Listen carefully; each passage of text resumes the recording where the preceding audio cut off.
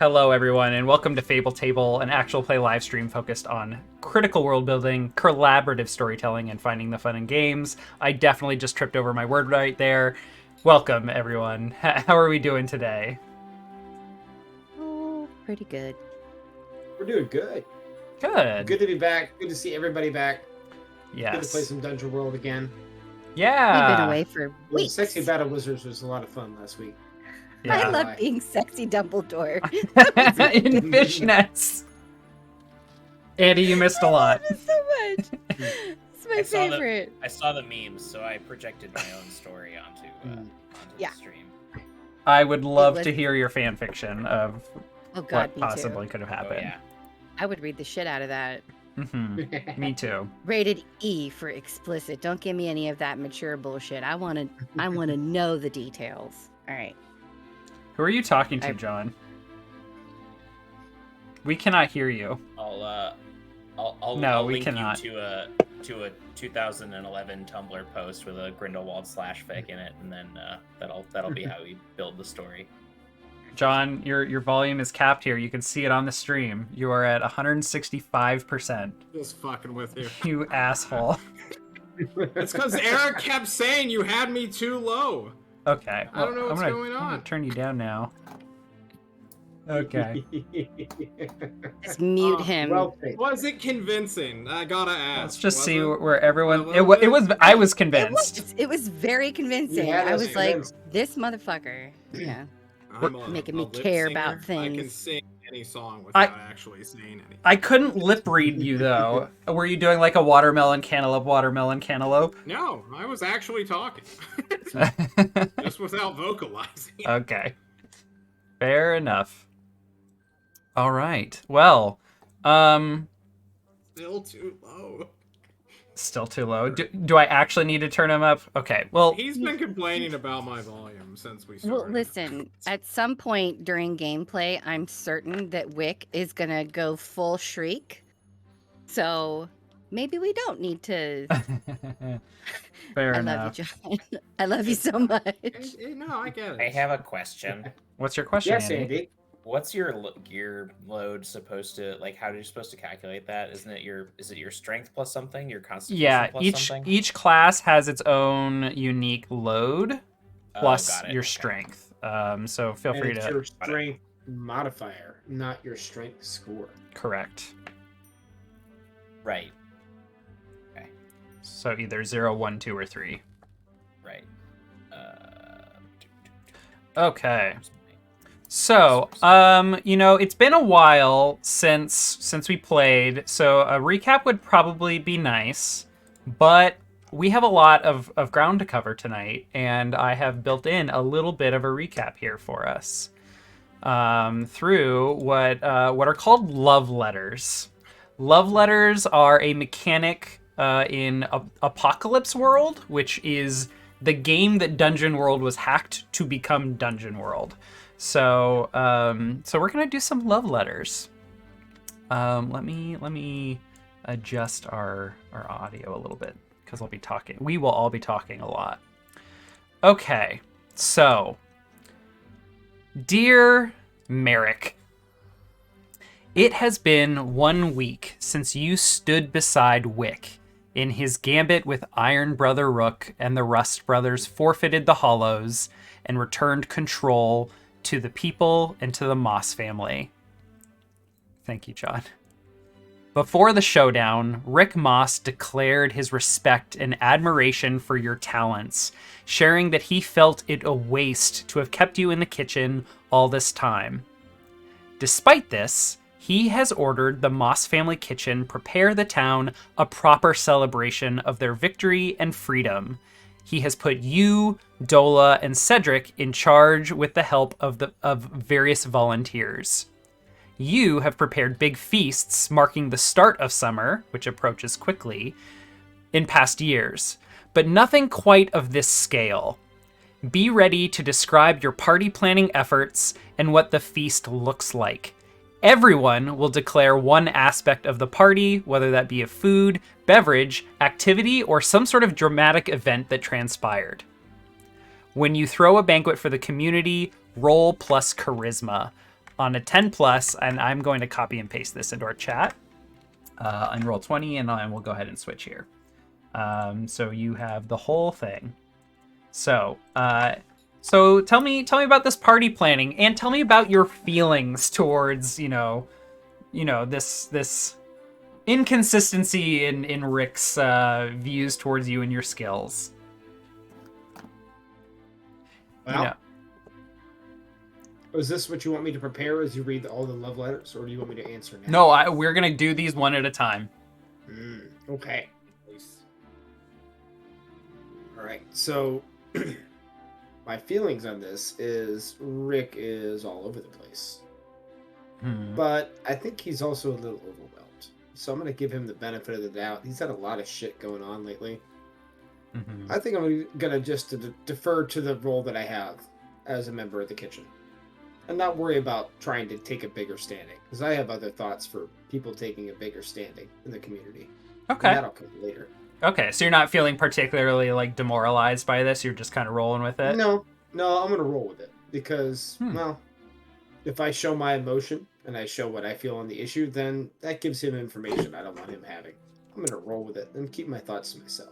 Okay. As far as the feast, we would normally prepare, like, I don't know, a lamb or some animal, or maybe a pig roast, but I don't know. I don't feel it proper to prepare a lamb when Chives is here. So we're going to do some nice vegetable garden feast, I think. Ooh, very nice. Now this is a party for like the town. Like everyone is going to be coming by the Moss family kitchen throughout the day. So, there's going to be like some decorations, there's going to be lots of food and beverages, like activities. It's almost like a festival is what I'm imagining. Right. But I'll leave it to you since you are on the party planning committee. Well, I think I'm going to put Dola in charge of decorations and in charge of games, because she's got a free spirit. I'm going to put Cedric in charge of alcohol, because that's just a good idea. Okay. And I think I'm going to focus on the food. I think we're going to do a nice garden feast of a ton of different vegetables. I think we're going to make some pies. We're going to make some large, amazing sourdough bread that just like melts in your mouth halfway through. It's going to be great. And we're going to top it off, I think, at the end. Like, I don't know. I don't want to do a cake. That doesn't seem right. Something that says victory. That says a happiness. pie. Victory pie. I think we're going to do like some type of like fruit tart. Something that's sweet and sharp and crisp that everybody's just going to eat and like love and be happy and be merry and go after. Plus, it'll pair well with a good wine. I'm not even kidding you. The playlist just shifted to Halfling Festival, and I had not touched it. It's perfect. I thought you did that by design. I did not. Meant to be. Spring fruits would be strawberry, rhubarb, and lemon, so that could be a pretty killer tart. Love it. Also, just on behalf of Chives, he does not consider himself anywhere in the same class as a goddamn sheep. So he would not have the slightest issue with eating lamb at this feast. Excellent. Okay, let's go around popcorn style, adding elements to this feast and celebration. I'm imagining that Dola very quickly delegates a task to Hogue. Hogue is really, really busy. We'll get to what he's been really busy with later. But she pulls him aside for the festival, and in fact has him bring other dwarves with him, the dwarves who are now staying in the gold mine, all of Torvald, Storm Eyes people, the dwarves, the dwarven clan that have been residing there. They bring a couple of stone singers, and they basically do a full body sized whack-a-mole with the earth. Like stone singers will have like little bits of earth rise up and then pop down. And the kids are trying to like stomp on them as they are like whistling and singing. It's rather fun. What else?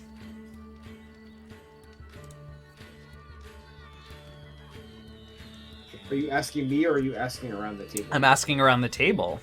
Call on someone, Nick. We're out of the groove. I said popcorn style, so... Chives will be eating a lot of the good grass in the town square to make a nice little dancing area. Gonna make it easier for the setup and everything. Clear a nice path.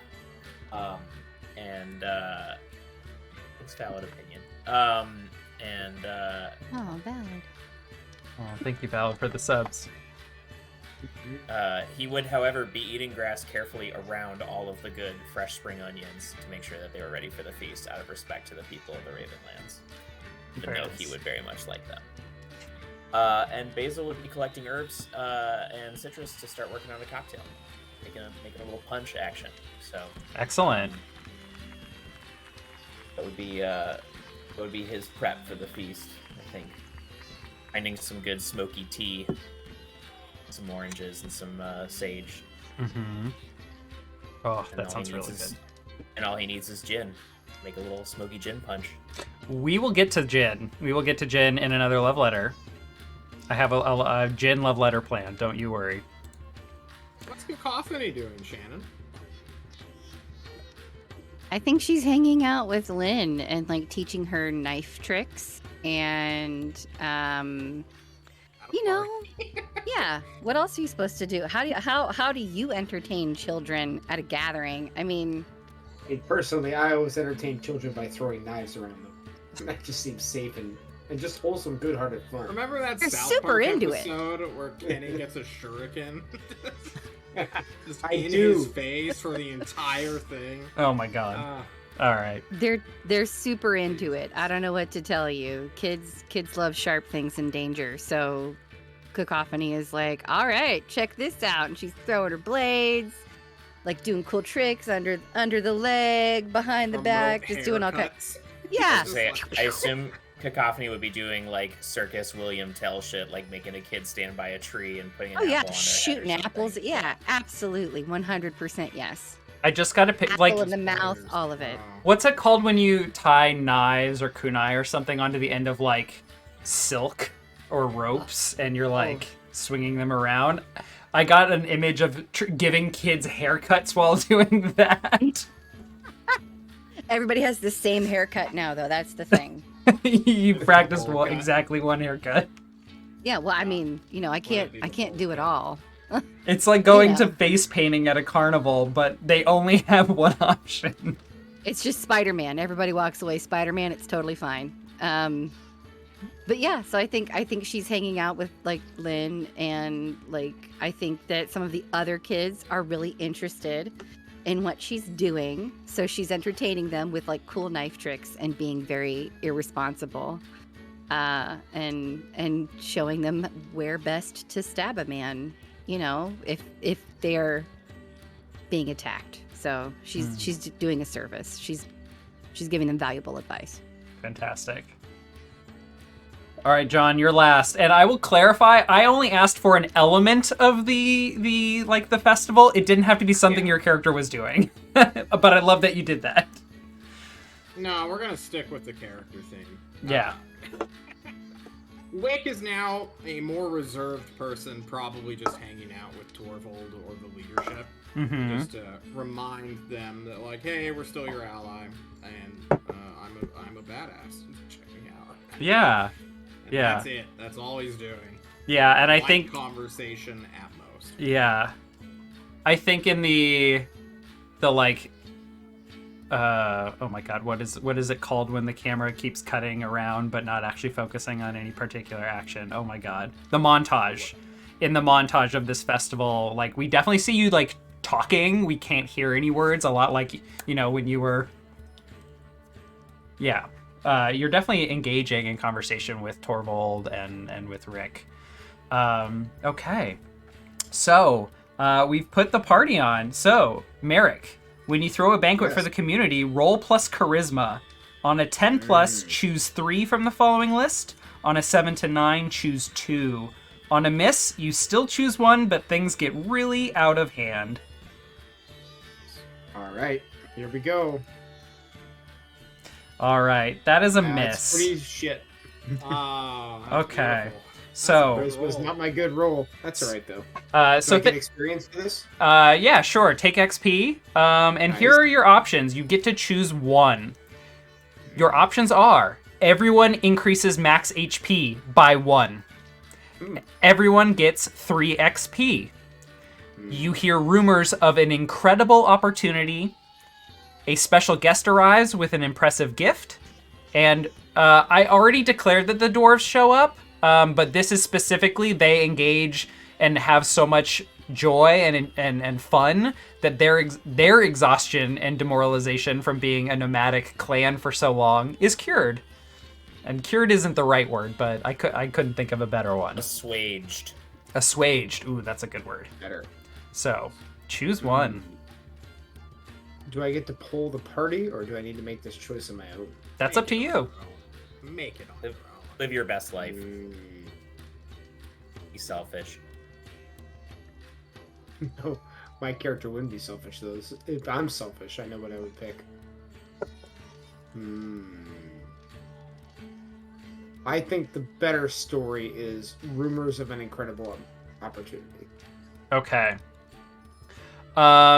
So during the party, you overhear several of the... Well, there are a large number of things that you hear. A significant number of them have to do with Chives, who last you and Basil and everyone in the party saw was just eating grass around, but not in the onions. But you all start hearing like just these absolutely ridiculous rumors about things Chives has been doing at this party. And I say that to create a blank space for us to play another one-shot in the future. I have a game called Chives' Party Planner. Goat Crashers, which is a game. You're a cheeky little goat, and you want to party. Problem is, the only party is being held by humans who don't want goats to ruin it. But to hell with them. You're going to get inside by any means necessary and have the best time. So I am leaving a blank space for us to play that and fill this space Playing later. the shit out of that. Hell yeah. Okay, but among them, you hear a couple of grave wardens who came back on patrol, who went by the hushed path over here to the east. There are rumors that there are a ton of really strange crystals growing in one of the caves. And they basically just say like, oh, well, we'll file a report and we'll send someone to check it out when we can. It's just not a high priority right now. But they describe the crystals as being extremely vividly purple. And even hearing some strange, like roaring sounds or hissing sounds or something inside the cave. I am promising you that is an incredible opportunity. Okay. Yes. Let's go. Okay. All right, let's move on. Dear Wick, Oh, shit. it has been 2 weeks since you battled... Okay, we get it already. You were in control, you saved everyone, blah, blah, blah. Moving on. Over the past few weeks, you've been getting a lot of attention, recognition, and appreciation. Is it wanted?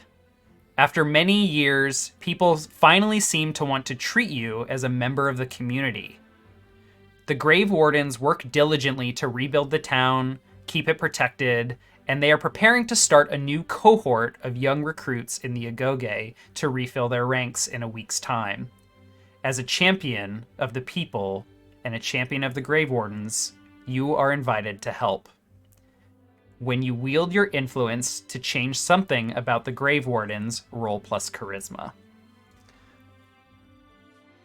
So, you have influence now. People respect you and want to listen to you. You are finding yourself at tables with Rick, with other captains of the Grave Wardens. People are listening to you. Do you take this opportunity to suggest any changes to things like the Agoge, to their about their leadership, about their culture?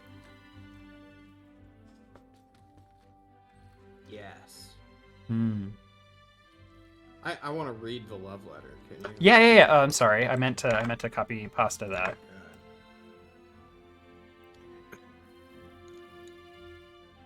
And I did actually write, okay, we get it already. You're in control.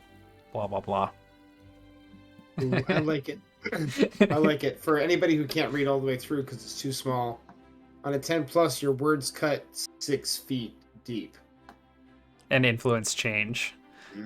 On a 7 to 9, Rick and the elders aren't happy about it. And on a miss, you create a division. I just roll that first before telling you what I want to change. Yeah, we can do that. You know, usually I like for mechanics to follow the fiction, but sometimes it makes sense to roll first. Absolutely. Nice. That is a 12. Well done.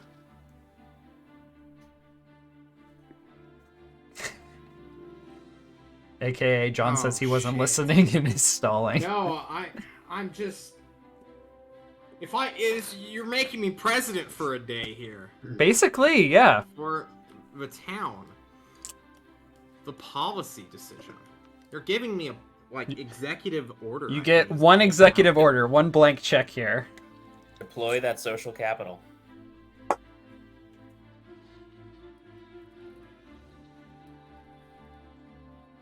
I think Wick would add a thing to the Agoge.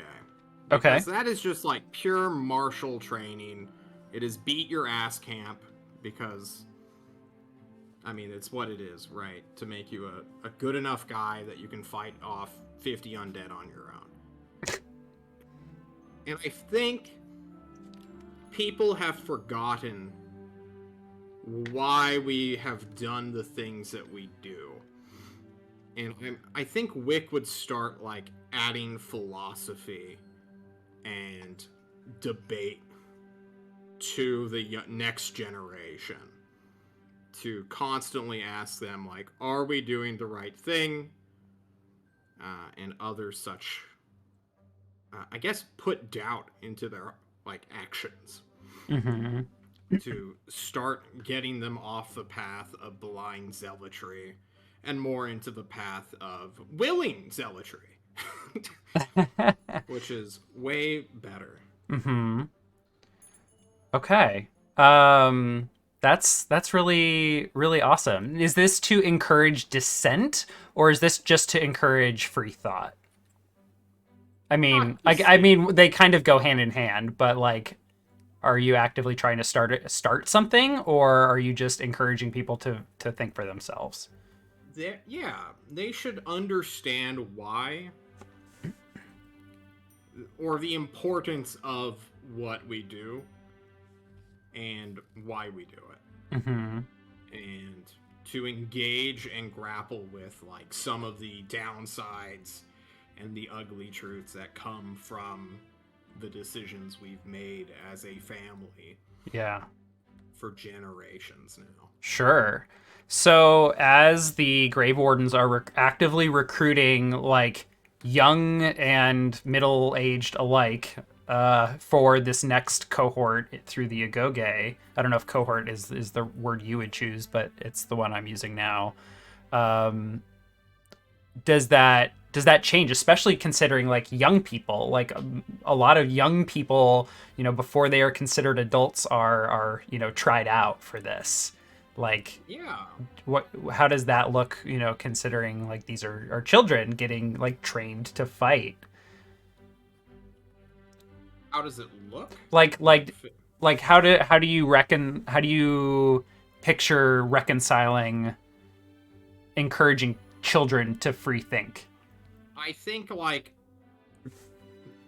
sometime like every 3 or 4 days or whatever, training is like cut short for that one day, so that people can sit in a circle and discuss things. And through that shared communal thought exercise and expression, many topics can be brought up, as well as new kinds of information. So rather than just having our figurehead being Rick, the underchiefs and the little guys all can get their voices out there. Yeah. And although Wick would start this, he would probably temper himself, like, and his opinions down a lot, because he's a very opinionated but also outsider guy. Mm-hmm. So he has like the introspection from being like the constant, alien amongst his family. Sure. Okay. I like that, and I think Rick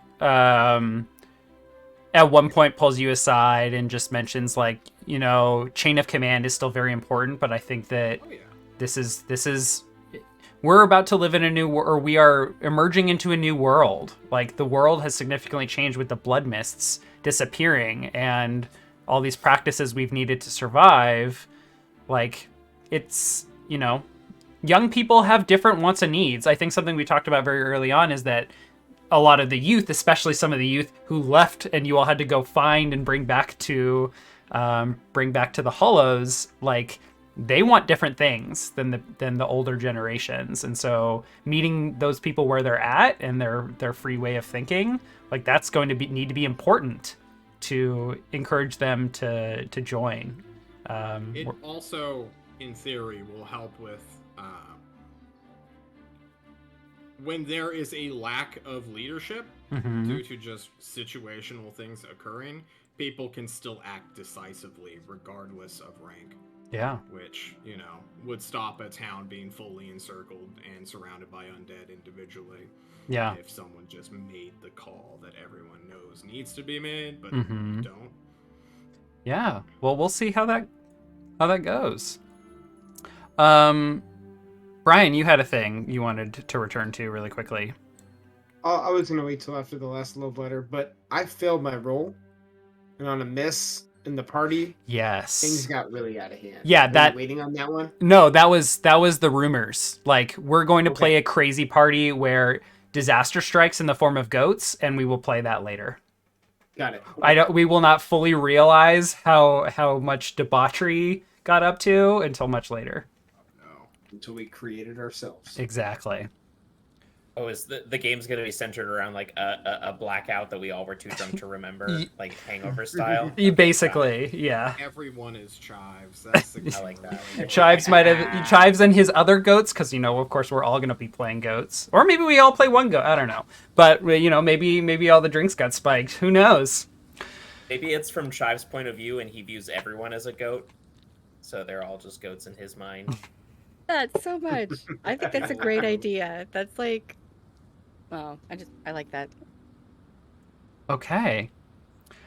Dear Cacophony, it's been 3 weeks since the people of the Hollows were saved, and Lynn is about to try out to begin training as a Grave Warden. Dola, and by extension Hogue, have been so busy planning the event and settling the dwarves into the mines that they have not had time to keep an eye on Lynn. Feeling a desire to protect her new home and her gift when she couldn't protect her last one, and also inspired by Wick, Lynn states that she will be trying out for the next Grave Warden's cohort of Agoge candidates, and she has asked for your help over these past 3 weeks to prepare.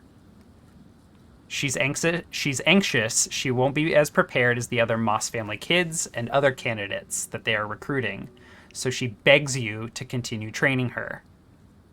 Be prepared to describe the areas you continue her training in over the last few weeks, what Lynn succeeds at, and what she continues to struggle with. When you do, roll plus charisma. On a 10+, Lynn's training pays off, and she passes her tryout with flying colors. On a 7 to 9, it's a rough tryout, but she's got potential. On a miss, it goes particularly disastrous. I will tell you how. Now, there is also an option here to not support her decision. And we can talk through that. Like, you can choose to ignore this love letter and this move. What do you think? You mentioned that you were helping her throw daggers at the party. It was probably then that she told you, like, hey, I want to do this thing.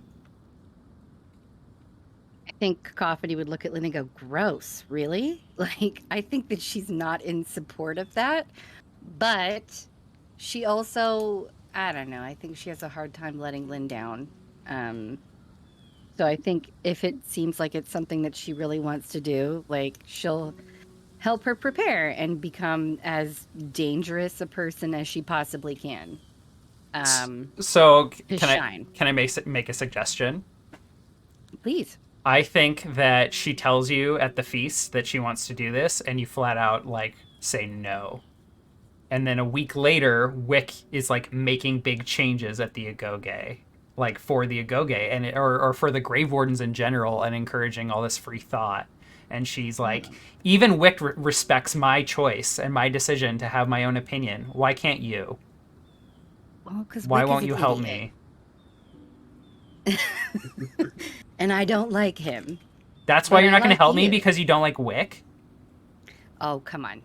I know you're going through like magic puberty right now, but like, okay. Are you serious? I said I would help. I said I would help. It's fine. I'll help. I don't like it, but I'll help. With the nostrils. Stop flaring them immediately. How dare you? I could go ask Merrick to help me with my magic. He understands. I could go ask Basil to help me with sword play. He's really good at swords. I want your help. I want you to want me to do this and want me to succeed. You don't get Okay. me, Mom. Pretty much. All right, fine. But if I'm going to train you, we're doing it my way, and you won't like it. It will not be fun. If you fail this roll, I would love it if Lynn took this as you trying to sabotage her. Oh, I- no, because I love Lynn so much. That would be good. We'll see what happens. You're like setting her up for failure, making it a charisma roll. Can I just like how I cruel mean, are you? so to be fair, I looked at all of your stats and I picked I chose charisma because a lot of these are indeed charisma rolls. Like that's the framework. And also you all are not putting I think John is the only person that has put a single or has a single point in charisma. Everyone's rolls is +0 except John's. Mine's -1. Oh, is it really? Oh dang. Oh, I'm sorry. Yours is not charisma, Andy. We'll get to yours here in a second. Okay. Basil has no social graces. Okay, Shannon, roll plus charisma, please. Jesus Christ. And if you feel it's appropriate, I don't know, take a -1 for not supporting Lynn the way she wants you to. Up to you. I leave it up to you. Hey, just because I don't like something doesn't mean that I won't support her in this thing that she wants to do. It's a perfect opportunity to give yourself a -1 and get experience. Can I hinder her? Aid or interfere? No. I'm kidding. All right. Wait, when you say plus charisma, I just hit the charisma button, You just roll right? charisma, yeah. Oh God, I'm so sorry, Lynn, for what is probably about to happen. 12. Get him. That's a 2. Oh, there it is. How good do you feel? That was Shannon? unexpected. That was unexpected. What? That is How a... good do you feel? Really good, Out of the actually, right five. now. I was like, Out of if the I five. lost Lynn because I like her character so much. That's 2 5s. Good roll. Okay. Lynn's training pays off, and she passes her tryout with flying colors. So talk to me about the training, because that's going to kind of frame what, I have these questions here, what do you train her in specifically? What does she succeed at? And what does she continue to struggle with? What do you think? So, as someone who is a thief and also a hired blade at time, she trains Lynn in it generally, like in the art of like being amazing in really shitty conditions. She makes her sleep outside. She makes her stay up all night. She makes her run drills. She makes her practice these, like throwing her daggers over and over again. She wants her to be strong. She wants her to be resilient. Like she makes her like, I don't know. I'm picturing a montage with Lynn, like where it's like a Rocky montage, but much grittier and more dangerous. Like I don't know, like where some like she's like she goes underwater and she's like, "Don't you come up!" And it's like every time she does, she like adds another 10 seconds to it. Oh So my it's like god. I want her to be dangerous. So whenever she does try out, I want her to be like fucking fearless and badass. So I think that she passes with flying colors because she is truly like the baddest bitch who tried out. Fair. I really like how this Escape. it sounds brutal, and I have a couple follow-up questions, but I was just looking at your character sheet and knowing that you have shoot first, backstab, cheap shot, and underdog. Underdog being when you're outnumbered, you have +1 armor. So just like Yep. fight scrappy. Be resourceful. The dirtiest fucking and like there's no such thing as honor when you're fighting for your life. Like there's no such Yes, thing. there Like is. okay. This is why Wick is an idiot because Cacophony's going to teach Lynn to live. She's not going to be like, I'm not going to stand here and die for somebody else's stupid problem. I'm going to skedaddle, Yeah. or I'm going to kick this person in the nuts and run or hide or whatever. Like she's throw sand in their fucking eye. I don't know. Like she's gonna fight Pocket dirty and sand. she's gonna win. Just Sand, yeah. just peppered in there, do we have like in the montage like her running up to various characters we hate, kicking them in the nuts? Absolutely. 100% yes. Like, and also like stealing. How sneaky can she be? Can she sneak up on people? Can she like get up right behind them and like have her knife out and ready? She's not going to stab them. She just wants to know that she can. And then she like runs away. I don't know. I want her to be as dangerous as possible outside of her, again, magic puberty. Like, we don't know what that's going to entail. And we don't know if it's going to poop out or if she can even use it ever. So I want her to be capable without all that shit. Okay, couple follow-up questions, and I know we have Andy's love letter to get to. Do you allow her to use her magic during the training? I encourage her not to, but if she needs to, it's fine. Okay. She shouldn't rely on it. Okay. Because, you know, if anything, we have if Dungeon World has taught us anything, it's that magic cannot be relied upon. It's that if you try to cast a spell, you might get fucked because that spell's not going to work. So like she needs to learn how to be capable without leaning on her magic as a crutch. It's cool that she has it. It can make her better, more powerful, stronger, but like I think I encourage her not to use it as often as possible. How many times would be? Oh, go ahead. I'm sorry. I was gonna just say, how many times have we seen Wick try and cast invisibility and think he has? Go ahead, Andy. I'm reminded of South Park again. I'm sorry. Do you think Cacophony would be like, you should seek another tutor for working on your magic who's not me? Or do you think she'd be like jealous of Lynn's student sort of attention and not want her to study magic and only study stealth and murder with you? I think stealth and I think she would encourage her to find someone who understands magic in a way that she doesn't. I mean, she's made of magic, right? Like she's a silky shifter. She's like it's in her blood, it's in her bones, in her body. She doesn't think about it; it just happens. She's whatever. But she doesn't understand the mechanics of it. Like, so she would need to study that with someone who could help her. I think she has this. I think she feels for Lynn. I think that she sees a lot of herself in Lynn because she was alone and scared and helpless, and she doesn't want that to be Lynn. And the only way that Cacophony got as good as what she is by learning as much as she could from other people. So as many people who can help her develop those skills, go. I don't think she would be. I think she would feel a little jealous, but I think that she wouldn't hold her back because she loves Lynn. Now, grab these logs and walk into that pond. Yeah. Put a bunch of stones in your pocket and go down there and fetch me a gold coin, and don't come back until you have one. There are no gold coins in that lake. Fuck. No. That's a hard lesson to learn. Yeah. Okay.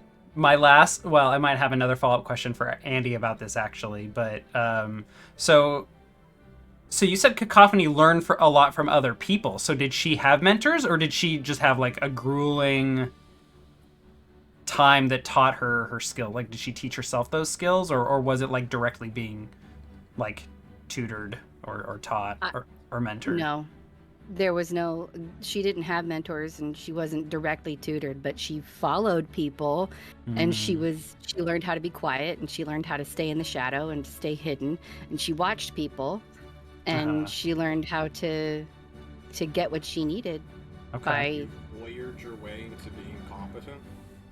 yes. That's really based. Yeah, and I think maybe we should reveal a detail about your character's background that you and I have been talking about. Do you think it makes sense that once you develop those skills and talents, you got recruited into some shady shit? Well, see, I think it happened after that. I think that she didn't have those skills. She didn't have those skills to begin with. Okay.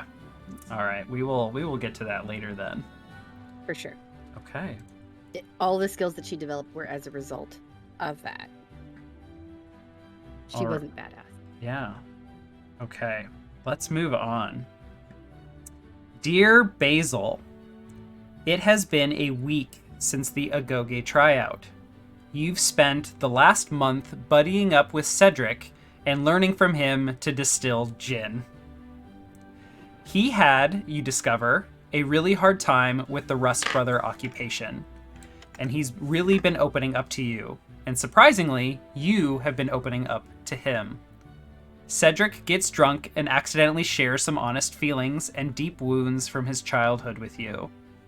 When you do the same, name your brand of gin and add a small keg to your inventory. Roll plus Constitution. Oh, fuck. This gin will have the same effect as Halfling Pipe Leaf. So, roll plus... What does Halfling Pipe Leaf do? So, Halfling Pipe Leaf is when you share Halfling Pipe Leaf or your brand of gin with someone or people, expend 2 uses, one for you, one for that person, or in some cases, as many uses as there are people, and take +1 forward to parlay with them. Ooh, okay. So, that is a 10 plus. So, on a 10 plus, you hold your liquor and only sample the keg a little bit. I meant to type. There's a little typo. So it has 18 uses going forward. So that's a lot. The alternatives would have been on a 7 to 9, you tried just a sample. The keg has 12 uses left. And on a 6 minus, you had a great talk. Take the sicked ability and only 6 uses. Nice. So I think add that to inventory. Yeah, and I think we'll have like a little scene with you talking to Cedric because I think we have some backstory of yours to explore a little bit. Okay. I think Cedric says, "So that Agoge, it's really cool what Wick is doing with that, encouraging all those new people to like talk and share with each other. They didn't have anything like that when I was going through it. In fact, it was pretty tough. I didn't really like the violence. It's not really for me, and my parents couldn't really care less. In fact, I think they were a little disappointed. Sorry, that was a bit much. I haven't really heard much about you. What was it like growing up with the fawn up in them hills? They had their own trials and their own strange ways that also did not emphasize any empathy or, personality from children. They expected you to serve, and it was not a pleasant way to be brought up. Yeah, being treated as an instrument rather than a person. An instrument. Yeah, I think I've heard some weird. I don't know. I haven't heard any specifics, but I heard there's like there was something funny someone said. I'm struggling to remember, but like how all the fawn survive out in the wilderness despite the blood mists. What was that like? The fawn had this twisted notion that children were immune to the blood mist and therefore could be used to protect them, and so every child served as sort of a shield to people out in the world, Right. to protect them. Right, because Your childhood was spent in service, not in growing. Right, because animals and children they were immune to the blood mist, and then once you reach a certain age, that just kind of stops. Wow, that must have been really hard. Changes the way you feel about your parents, so very similar how you may have felt. Yeah, well, Being forced into the Agoge and treated like it's a foregone conclusion that you will serve. yeah, that's kind of what it felt like. They always talked like, oh, when you grow up, you'll go into the Agoge, and then like there was no like, do you want to? And it sounds like all these kids this time, last week, they got a choice, and they will continue to have a choice. It sounds like It'll be a new generation of grave wardens who can lead to some fucking progress. Hard swig. Here. Glug glug glug. Glug glug glug. Yeah. I never really talked to my parents about it. They passed right like not long after I graduated the Agoge. But do your parents still live up in the hills? I don't know my parents. It was delivered to the fawn as an infant, and they could tell me very little about where I came from, or at least they chose to tell me very little. Oh, okay. Well, what I meant was like your fawn parents, your adoptive parents, but oh, there's nothing good to talk about with them. oh, I was a tool for them, and a hard swig. swig. And nothing more than a point of leverage for their survival. So That sounds hard. And having grown up and then being expected to carry forward their traditions, I couldn't put more people through that. So we had a parting of the ways. Fair enough. Well, glad to have you here. Glad we're here to help protect the Hollows and liberate our people. And not to mention, hey, for a first try at your own gin, this is pretty good. Well done. What are you going to call this thing? Thank you. It's and I should say, you said thank you for being here. I only survived in the mountains when I parted ways with the fawn by virtue of meeting Chives, and at that moment there's a good clomp on the roof of the shed. Very nice. And no, Chives helped me pick the herbs to infuse in this gin. So I don't know. I'm still coming up with a name for it. Trying to come up with a Basil Hayden's pun, but it's too close to Basil already. And that's a whiskey, not a gin. We might have to let that one go. Yeah, I think for now we'll just call it Untitled Dram, and Very and good. wait for a better name to come up. Basil Hayden's is really good though, so respect. There you go. Okay. Untitled Dram. It's in the chat. All right. What are the tags for? It's gin? 0 weight. And we're, if you decide to sell some, we'll figure it out. So just don't put a coin amount yet. Okay. Okay. Anything And then else? I'll just copy the pipe leaf function. Perfect. Okay. All right. So, So, sorry, I had one other question. You said Yeah. a keg. Is this a what's the material of this keg thing? or- Yeah. You tell me. I envision one of those like crazy giant glass jars, but that somehow happens to be weightless for some fuckery of Cedric's.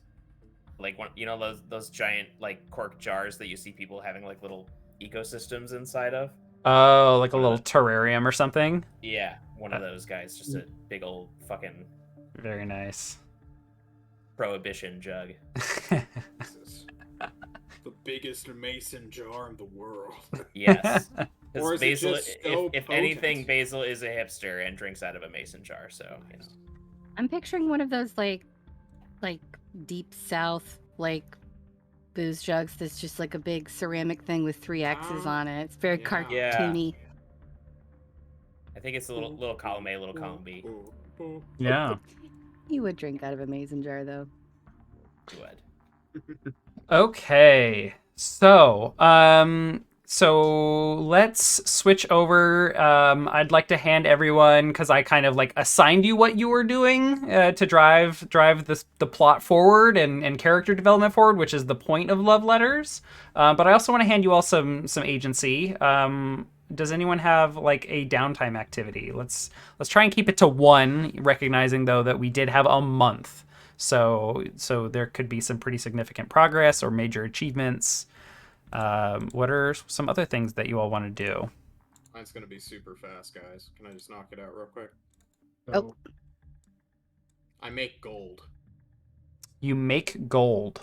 Yes, gold stuff. I have an outstanding debt that must be paid as soon as possible. Oh, fuck. You're going panning for gold, huh? I'm panning for gold and making necklaces out of it and ignoring the buried rubies for now. You are completely ignoring them. Okay. Let me. I can't stand to look at them. Oh no. Oh no. Give me. Okay, so this is over the course of a month. Go ahead and heal up your. Go ahead and heal 1 debility before making this roll. I need to decide what the roll is, though. Okay.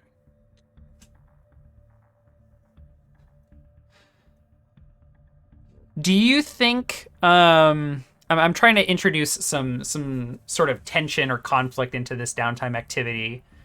I'm wondering if, like, should I just have you make a skill check for the value of the gold, or would it be more interesting to zoom in on, like, how Wick is feeling and how disturbed he is while panning for gold and making these necklaces? So I'm wondering, like, it's even worse because I'm using the guy I murdered's, like, forged. Right, yeah. Living in his house. So I think this is gonna be like a defy danger charisma or defy danger wisdom, maybe. Let me look at the descriptions of Let's go find out. I always struggle with the difference between those two.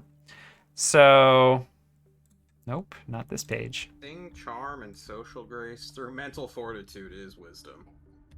Mental fortitude, willpower, awareness, intuition. Yeah, I think this is wisdom. So give me a defy danger wisdom as you are.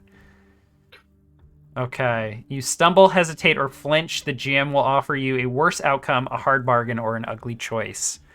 I realize that you just got rid of your confused debility. Bring it back, John. So you're confused.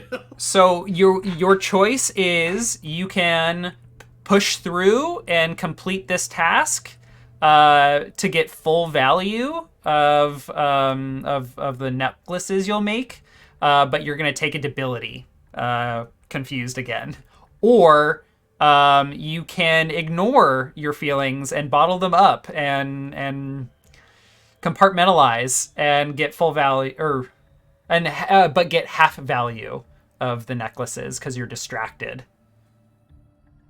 What can I say, man? I'm just a confused boy. Okay.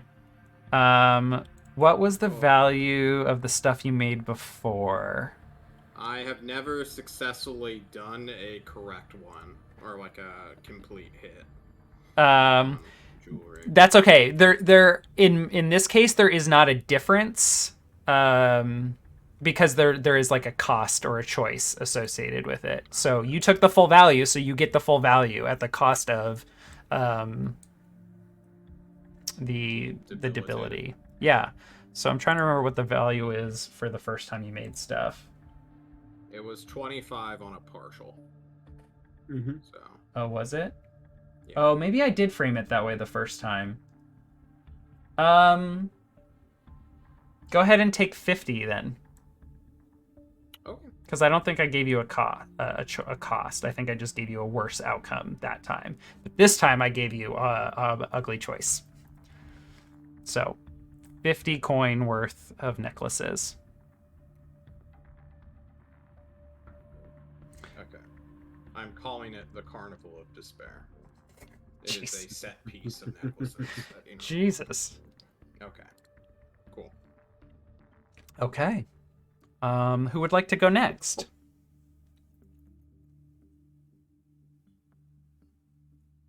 Shannon, was that you raising a finger saying you want to go?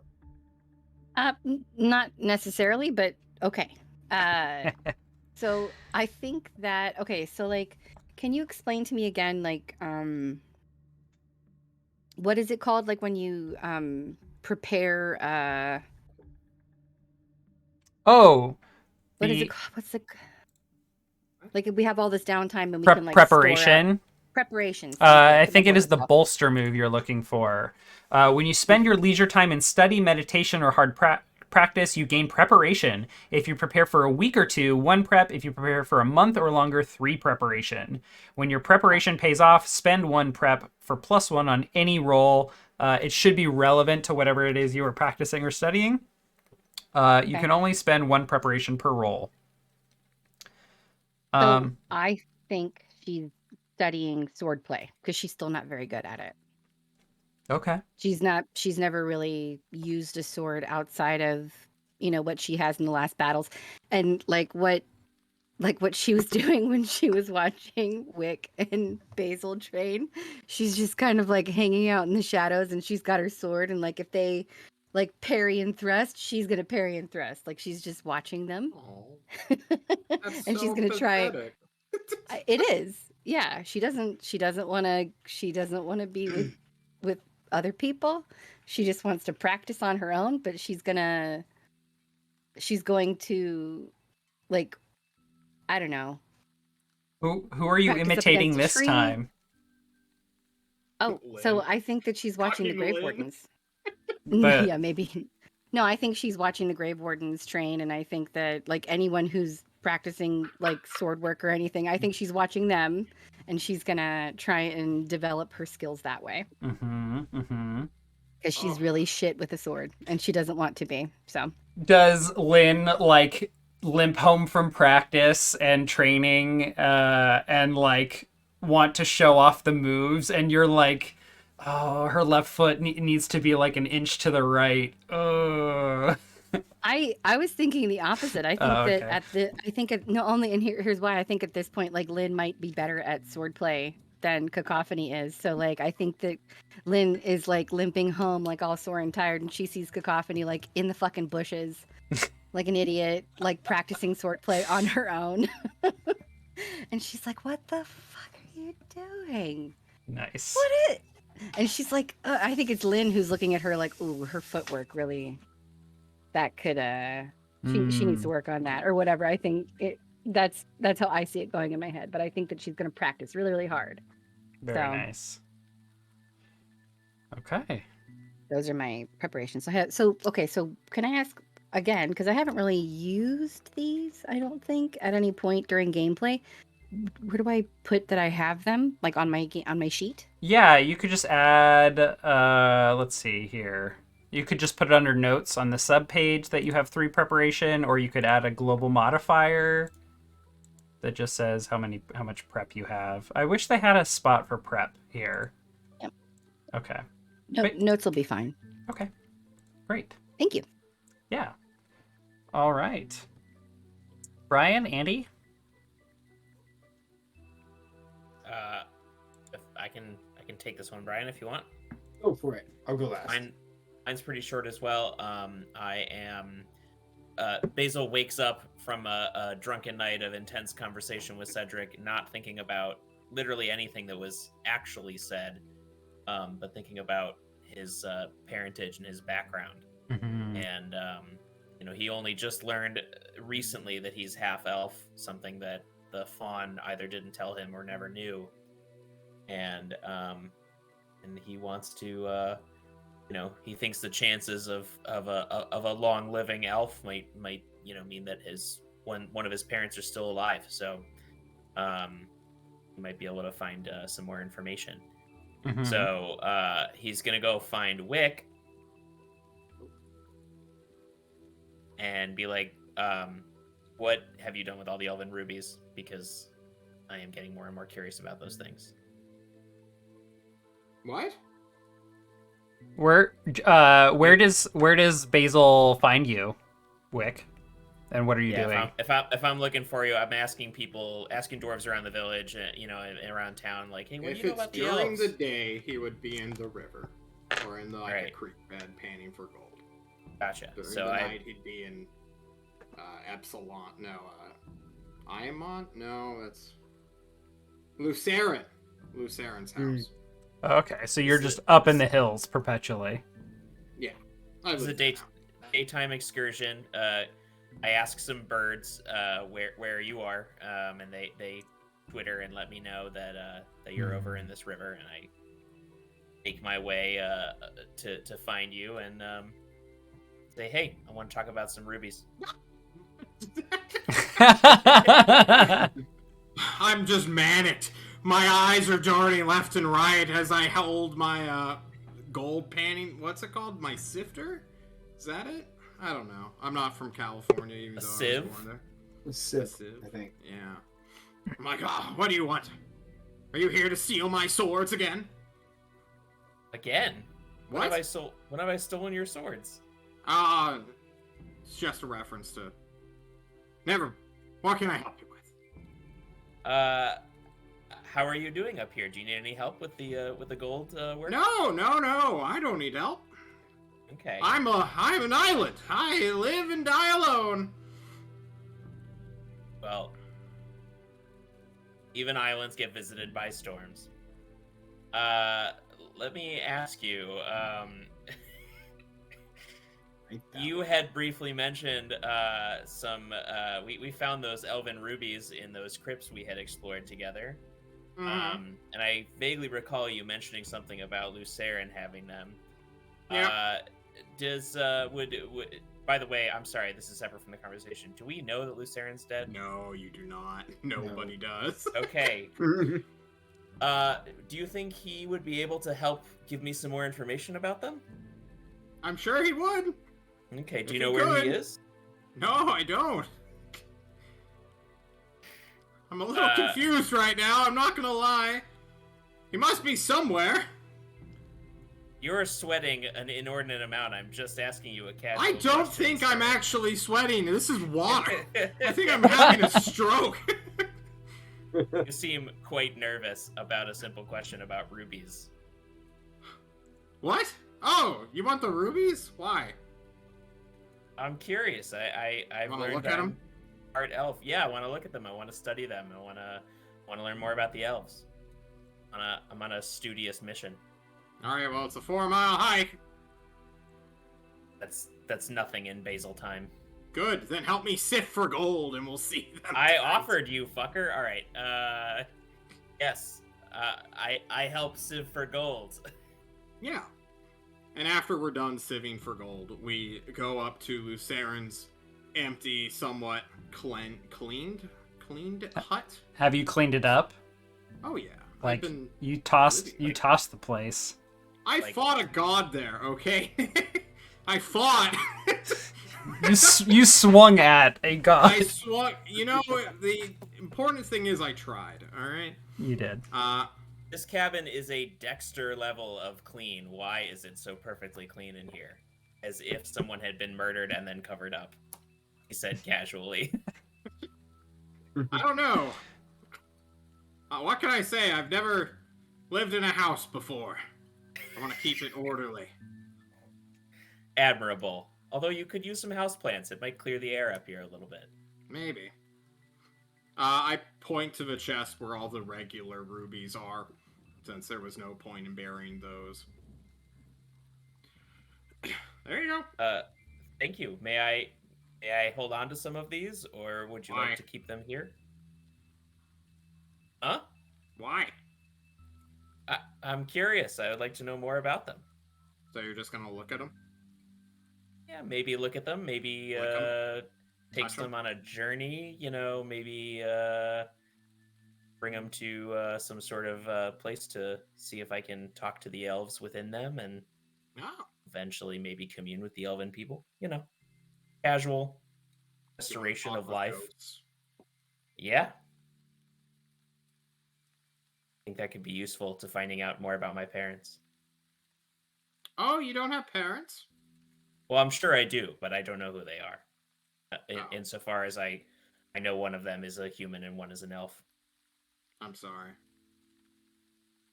Hasn't bothered me. Then why are you Thank trying you. to find them? I'm curious. We have this downtime, and now I've realized, I've never given a lot of thought to this, so I think I should find out. Maybe there's more to my story. Maybe. Okay. Yeah. I give you the entire chest. Oh, thank you. The, Okay. Like 13 or something. I don't even know how many there were. Oh shit. Is there a weight associated with these? I probably can't carry them all. The rubies themselves, no. Okay. And you do not need to worry about encumbrance while, like, you could, carry the whole They're chest. weightless. Isn't that crazy? This is astounding. It is. Perhaps their all right, souls are helping them travel. You think if we threw one in the air, it'd just be carried off by the wind? Maybe we can try another time. Ultimate frisbee this shit? Basil slowly backs out of the room, very creeped out by this, by Wick's Manor right now, and how. I'm just crazed. Yeah. John, you know how 2 hours ago I told you that there weren't going to be any, like, violent or lethal encounters? Yeah. Don't roll a 6- on tossing one up into the air. Oh, okay. You got it, Chief. Are you guys hearing a buzz from someone's mic? John's mic. What? There is a humming. Buzzing. There is. Yes. In any now. case, I take the rubies back out of the room and then very quickly walk away, shivering the weirdness of this conversation off and thinking to myself, boy, that guy definitely murdered somebody. Anyways. That's metagaming. You don't have proof. Can I roll intuition in some or like something to That's not how this game works. That's not how this works. Ah, We just don't need blood. we There's no evidence. It's just a clean house. Would this be my -1 charisma that I'm totally projecting murderer onto this person? Yes. Okay. that's Completely projection.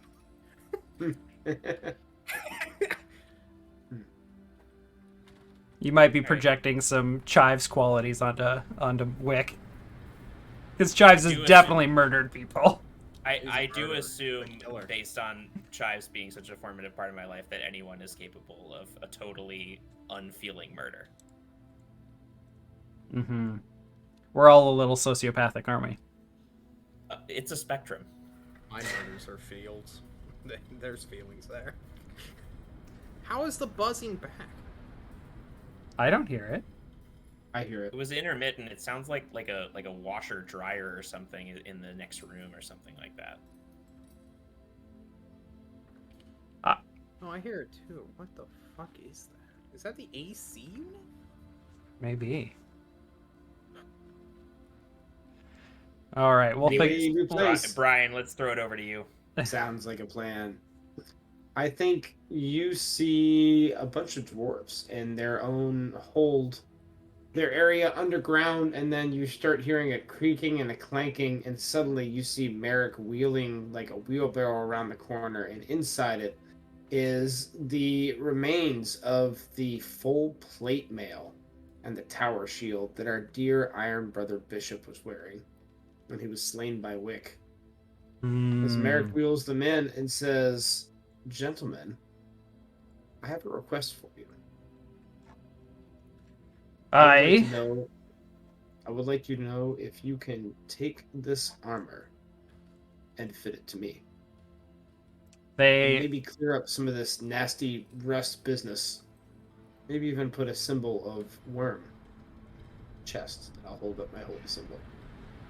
They will eye the armor for quite a long time, and then just like glance at your necklace or whatever you show them, and they just stare, kind of like picking it up, feeling it. One of them like licks the rust.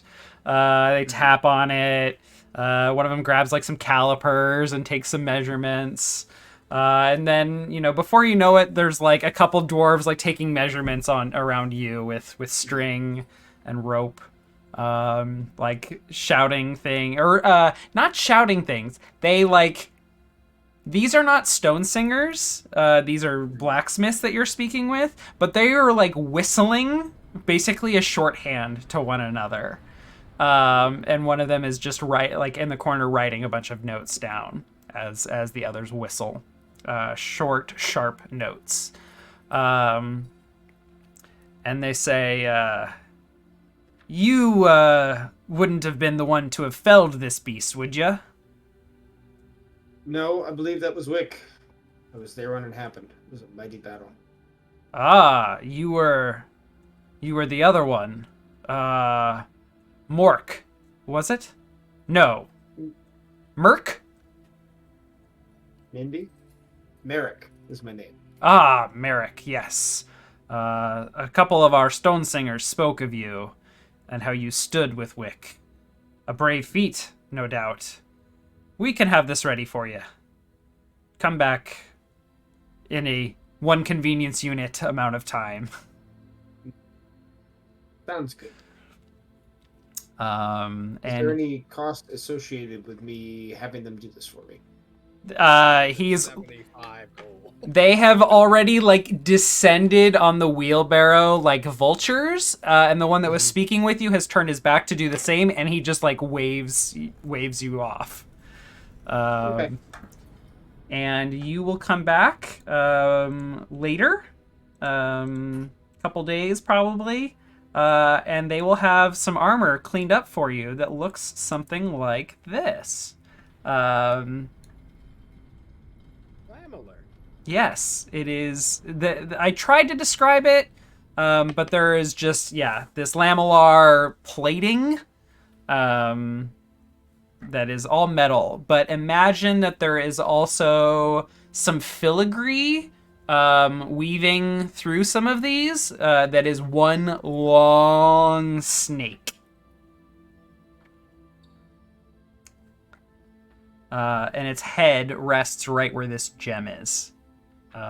Right at like the bottom of your ribs. Amazing. I will thank them. Yeah, and ask them what I can do for this amazing gift in return. Wear it with pride and honor. Accomplish great feats. Do as our king bids. He has a task for you and your friends. I believe he'll be wanting to meet you with the Rick Moss fella in town. They have a task for you. This we will undertake. I only need to convince my friends to join me. Thank you. I will wear it with pride. They all are like nodding at you. And then they like turn back to a bunch of other armor that is sitting off to the side with like notes pinned to the wall for all of these other orders that they've been neglecting. And you just hear whistling through the halls as you exit the cave. Sounds good. So is that mechanically plate mail then? Yeah. Let me look up what this guy's armor was. +7 armor.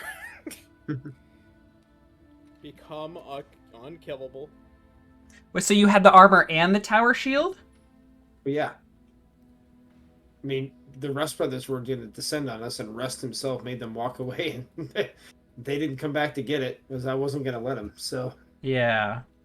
So I don't have an image for that tower shield, but I specifically remember describing it as the kind of like cross-shaped one that the dude from Sword Art Online has.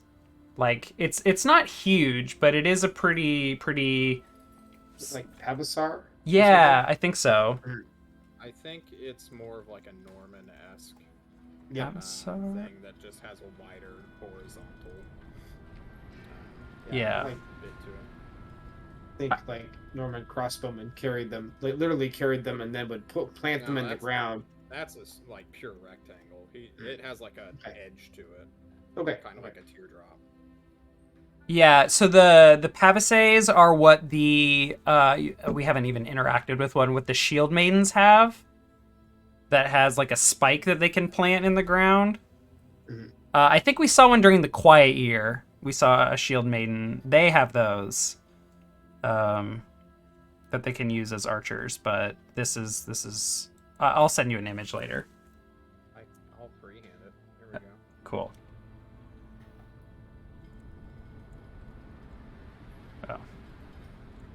Okay. So the armor is... Yeah, it's kind of like that shape. What is plate? How much is plate worth? A lot. I mean, like 350 coin or something like sorry, that. in terms of armor value. 4. Three? It's 4? Yes. Okay, so this is No, 4. I lied. 3. It's 3. So this is 4, and it is also considered magical. So it provides other magical defenses. So just like if I'm ever hitting you with a spell, remind me of that, and it may come up.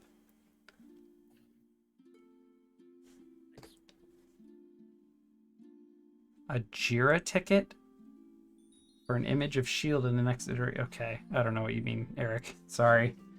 Is that a ticket on a Jira flight 415 to the island and Lost? Oh my god, Andy. Jesus. I cannot be What is that a reference? to Lost.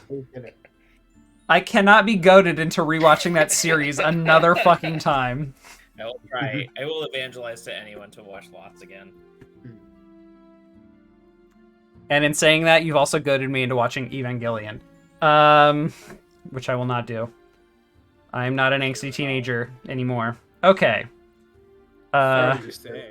The sheep- How many angsty teenage characters are in this game you're dungeon mastering right now? Like Just saying. 18. A couple, quite a few. All right. Well, that All right. doesn't Every really single one make a you've compelling interacted argument with. that you don't like angsty teens. So you know. Look, just because they exist and I am forced to roleplay them to make You this a also- critical world building game. Let's interrogate our DM. You also reference Sword Art Online a lot. All right, you caught me. You caught me. I can't defend myself.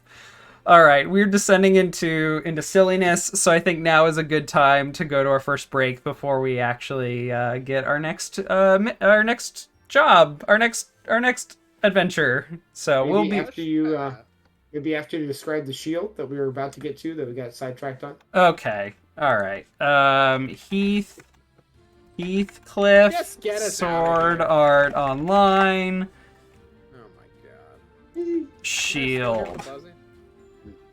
I- I do not No hear it. buzzing on my Okay, end. if you look at the stream, look at this guy's shield. It's tall like this, but it's not so big that it's like absolutely massive and covers your whole body. But with some skill, it is plenty of shield to use. Yeah, it's just a big kite Nice. shield. Yeah. Kite shield. Mhm. Oh, well, that's a good word for it. Yeah. It's like a kite. All right, we'll be right back.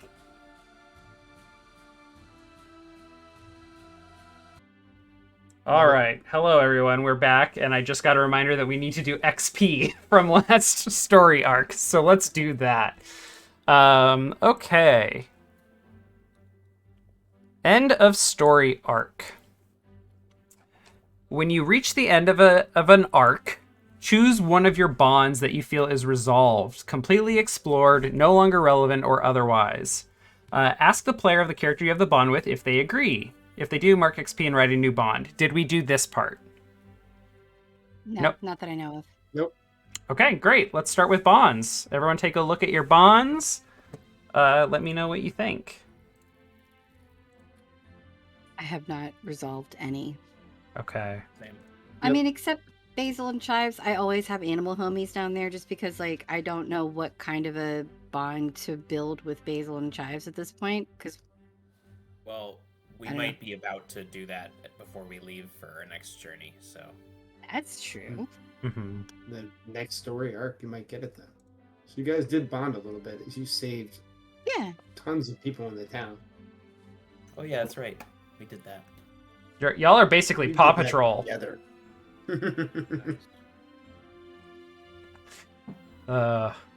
Totes. Okay. Wick, Merrick, any bonds that you feel are resolved? I'm messing with my sheet. I'm sorry. No worries. I did not have a bond with Wick in that story arc because I had resolved the one before it and I didn't find a good one. I have made a new one over the couple weeks of a break. What is that? My bond with Wick. Wick is the best hope of uniting our allies against the coming tides and threats. I will endeavor to build him up as the leader he does not wish to be. Yes.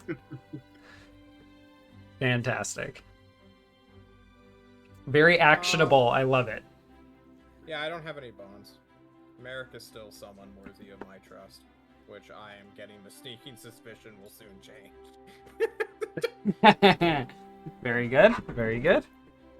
I Okay. guess the one thing that did change for people who aren't aware is I owe Cacophony like 100. So much money. The most money. Yeah. So yeah, and my bond with Wick was that I wanted to start stealing from him again, and instead I gave him money. So We need to hash out something one of these days. not resolved. We need And you to know what I talk. do like? You know what I do like though? I like that like you're panning for gold and like, you know, like birds of the Corvus class are attracted to like very shiny things. So I imagine that like as you're panning for gold and making necklaces for her, she's like outfitting her little cabin or wherever she is, like just hanging them up all around it. Like I think that's how she's using. Yeah, she's just like like really getting into it. So I Give think you the a necklaces mirror. were a good You choice. want a mirror? Yeah, I think that might work. You know, I'll make you a hand mirror out of gold. that would be awesome. That'd be fucking dope. Excellent. Okay, moving on. Once bonds have been updated, which we should all like offline workshop and bonds that are, Yeah. if we have any missing. Look at your alignment. If you fulfilled that alignment at least once during the arc, mark XP. Oh yeah. Yes. Okay. Sure. John, you said yes first. What's your alignment? Defend those weaker than you. Okay, yep, take I am that. Good. Cacophony, what's yours?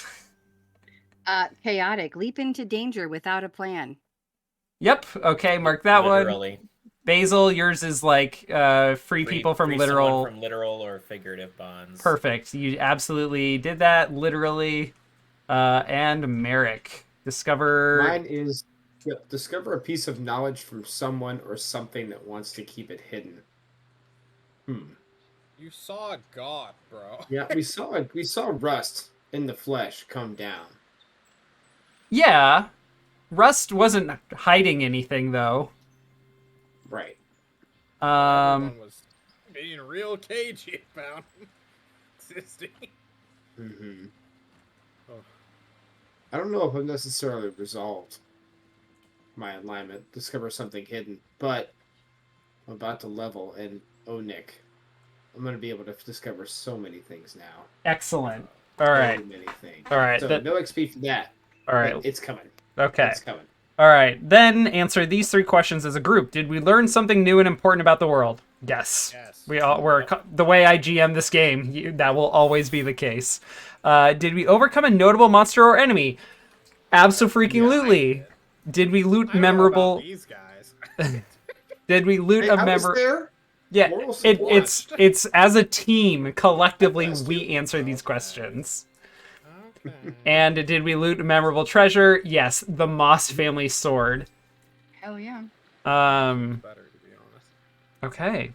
And the armor. And the armor, absolutely. Yeah. Absolutely. Okay.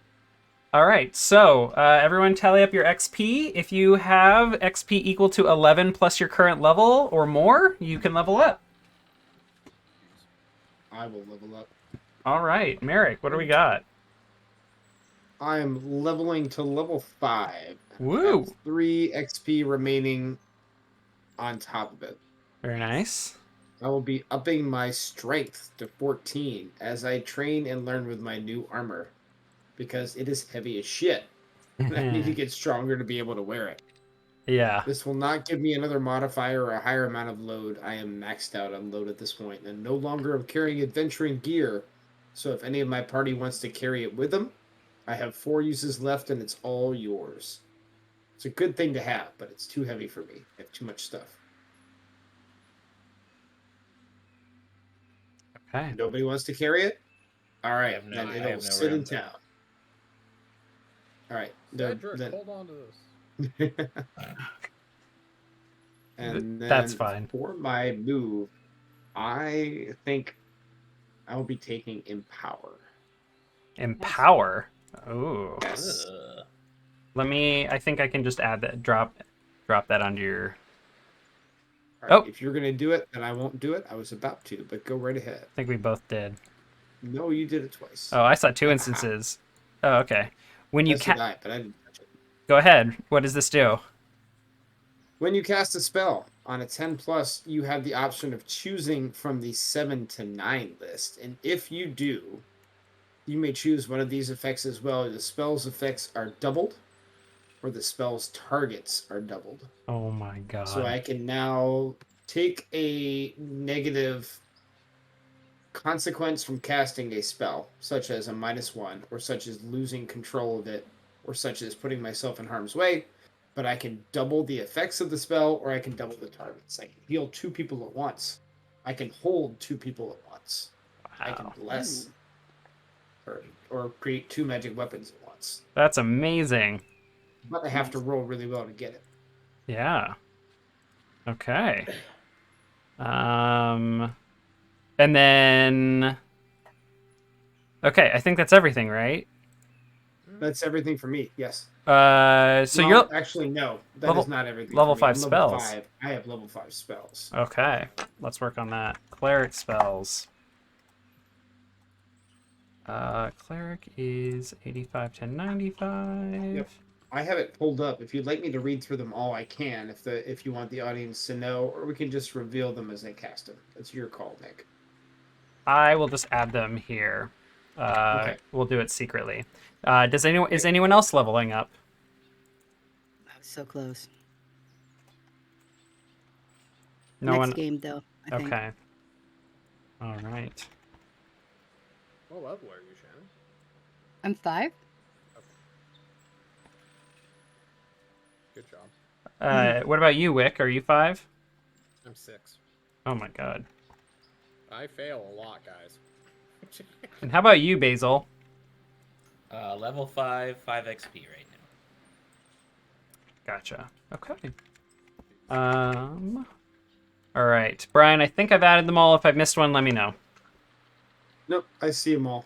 Great. Even some of them twice. Oh, what the heck? I Yeah. know what's going on, but I'll remove anything that doubles up. Don't you worry. Thank you. Alrighty. So, you all are called upon to come to the Moss family kitchen once again, as you have many times before. And today, in the Moss family den, you are joined by Torvald Stormeye, as well as a couple of his captains and lieutenants or whatever you call them, as well as many members of the Hollows, or the Grave Warden. The elders are there, and some of their captains as well, and they're just kind of gathered around a new table that has been moved into here. Rather than a long table with the elders sitting at the head, there is now a very large round table, and there are seats available for each of you. You are welcomed in. There is, kind of a quiet dustiness, a stillness, and a little bit of tension, like there always is in this room. But everyone's demeanor towards most of you, especially towards Wick, just in general, is a lot more respectful these days. But this is, I think, the first really serious meeting you all have been called into since the Hollows has been liberated. Rick invites Torvald to speak. And he says, thank you to everyone who has helped welcome and get our Dwarven clan set up in the mines. We are doing much better as a result of your direct hospitality, and this partnership is doing great things for our people. We are very thankful to have had you to welcome us here and to help fight on our behalf. Your champion, Wick Moss, you have our eternal gratitude for showing those sniveling cowards what's what. I know.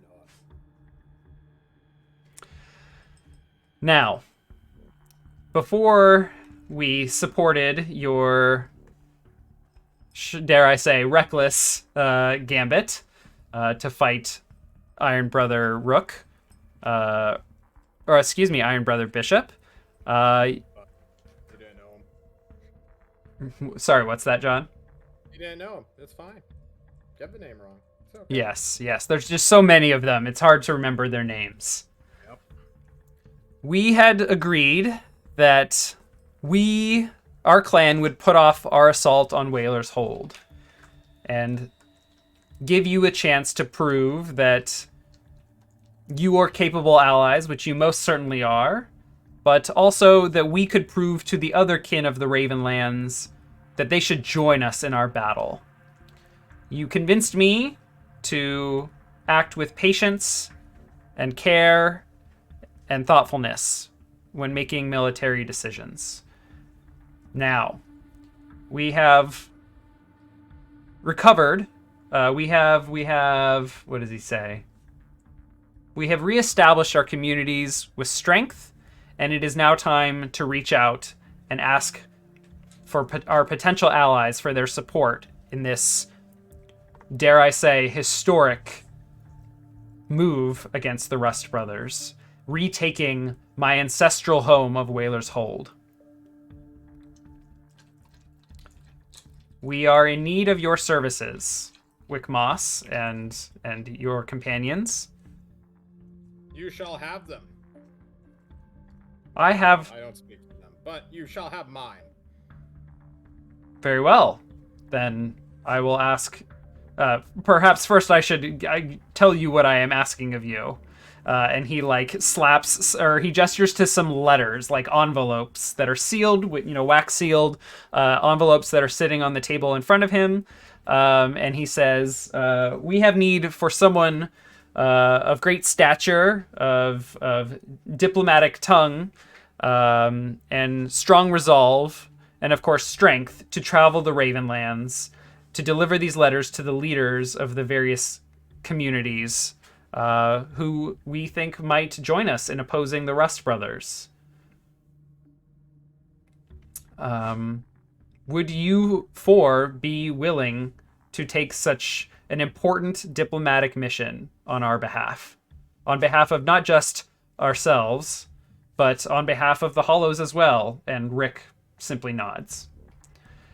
It sounds like we have Wick's answer. What about the rest of you?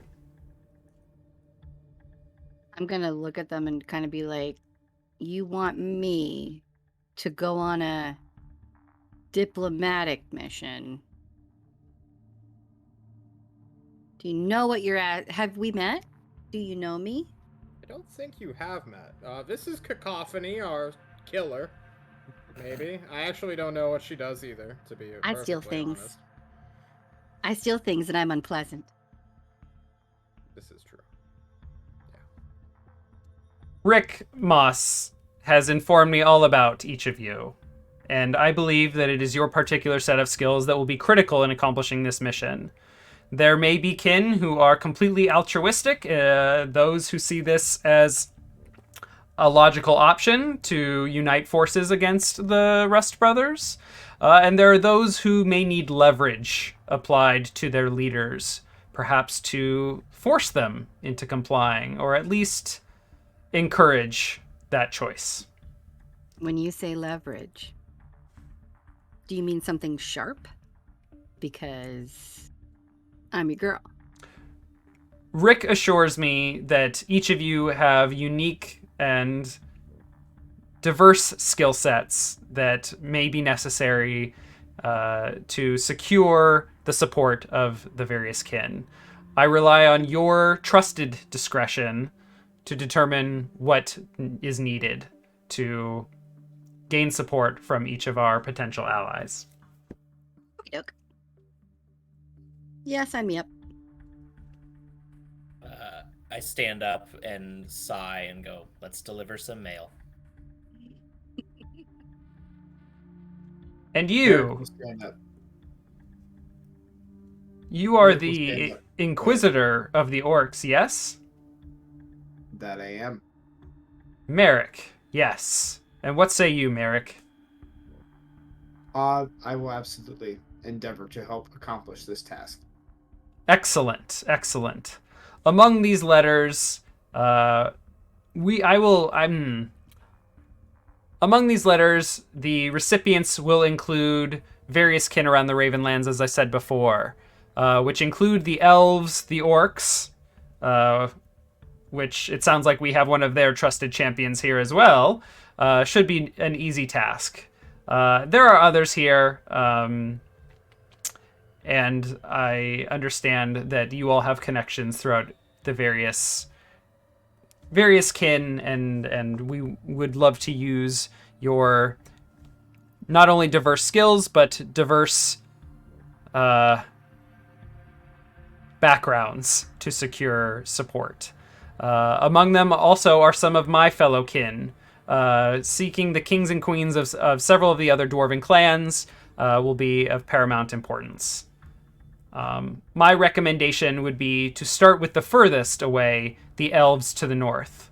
Not only are they the furthest away, but as we know from the Alder Wars centuries past, since they were the last to join the fray, that they take the longest to deliberate on such matters. The rest of the order, I leave up to you.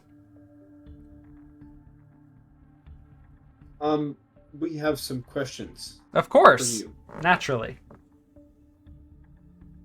First of all, what happened to the Brothers of Rust at the end of our battle? Torvald will say, I've been speaking quite a bit. And he'll step back or sit down, and Rick will speak up. He'll say, the Rust Brothers returned to Whaler's Hold not long after Wick kicked them out. It seems they have some sense of honor in their twisted religion after all. Not to mention, their giant god stood on top of a mountain and ordered them to do so. We have been keeping an eye on Whaler's Hold and some of their patrols. No doubt they have sent spies across the mountains who we've not been able to track, and they are keeping an eye on us, to be sure. But there seems to be no mobilization, no intent to retaliate, even after a month. Whaler's Hold, however, stands quite strong, and we most certainly will need allies, and with how big the walls are, some other significant advantage to secure victory without significant loss of life. So, not only are we counting on you to secure allies, but to tease out what are some potential advantages that our allies might bring, and bring the information back so that we may develop a strategy. What are the limits that we're allowed to diplomats here? Like, how many promises can we make?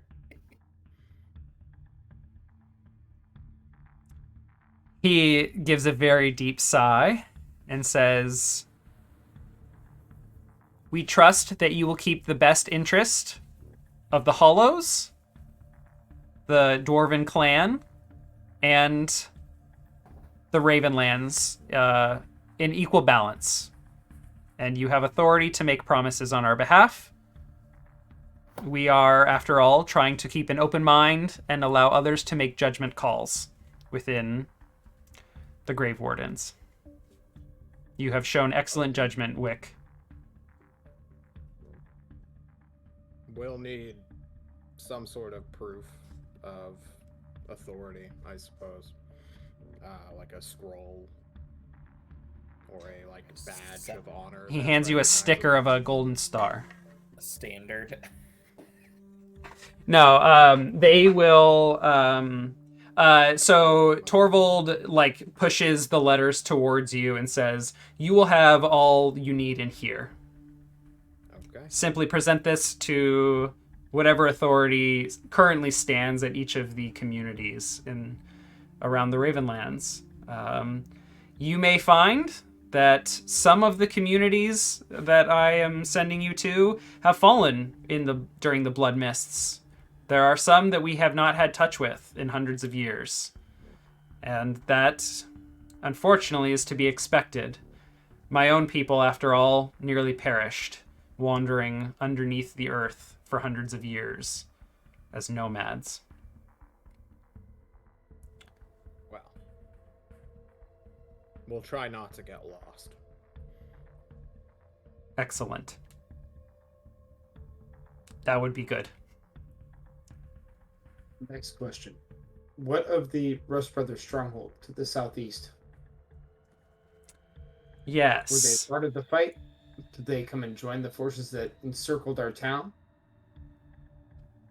It was hard to say, but we did not see any movement from the Lashed Keep. We did have scouts keeping an eye on it before the forces of the Rust Brothers arrived en masse, and nothing seemed to come from the Lashed Keep. Their army, the army that has stood around the Lashed Keep, never moved, as far as we can tell. Perhaps they are a different sect, or follow different orders, or operate as a cell separate from Whaler's Hold. Understood. Last question that I have. We are to travel north to meet the elves first, yes? What of the forces of the Vale? What do we know of them? What do we know of their movements and interactions? And do we expect to cross their path? Away. Sorry, what We direction encountered did them you too. say the elves were? You mentioned earlier they were to the north. They are, yes. The Valers, as far as we know, are operating to the south. And so your paths may not cross for quite some time. That's interesting. We encountered them in the northwest. Yes. This is the furthest north we've heard very little of them. You and your party seem to be the ones that have had the most experience with them. But perhaps they saw... my best guess would be they saw an opportunity to cut off our water supply and draw some of us out for easy pickings. Fortunately, we sent some of our best, and they were unable to do so. All right. Well, does anybody know anything about the Hush Path before we head out? We heard something about that. The Hushed Path. Yes. In the caves to the east. I've sent an additional scout in the last week, and they came back with a potent disease. After touching one of the crystals, they said they felt ill. So, we do not know what lies... And you let them back into town? They were quarantined, of course. Did they recover, or are they still sick? They are not doing well. I look at Merrick. Hmm. You want to look at that guy before we head out? I suppose I could. I'm not sure what I can do, but let's try. Excellent. Any other questions?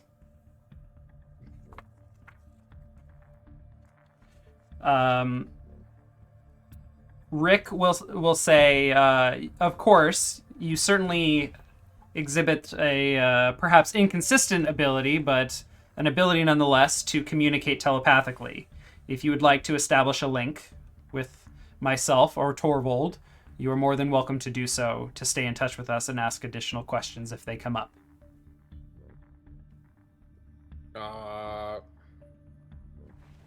Actually took off telepathy.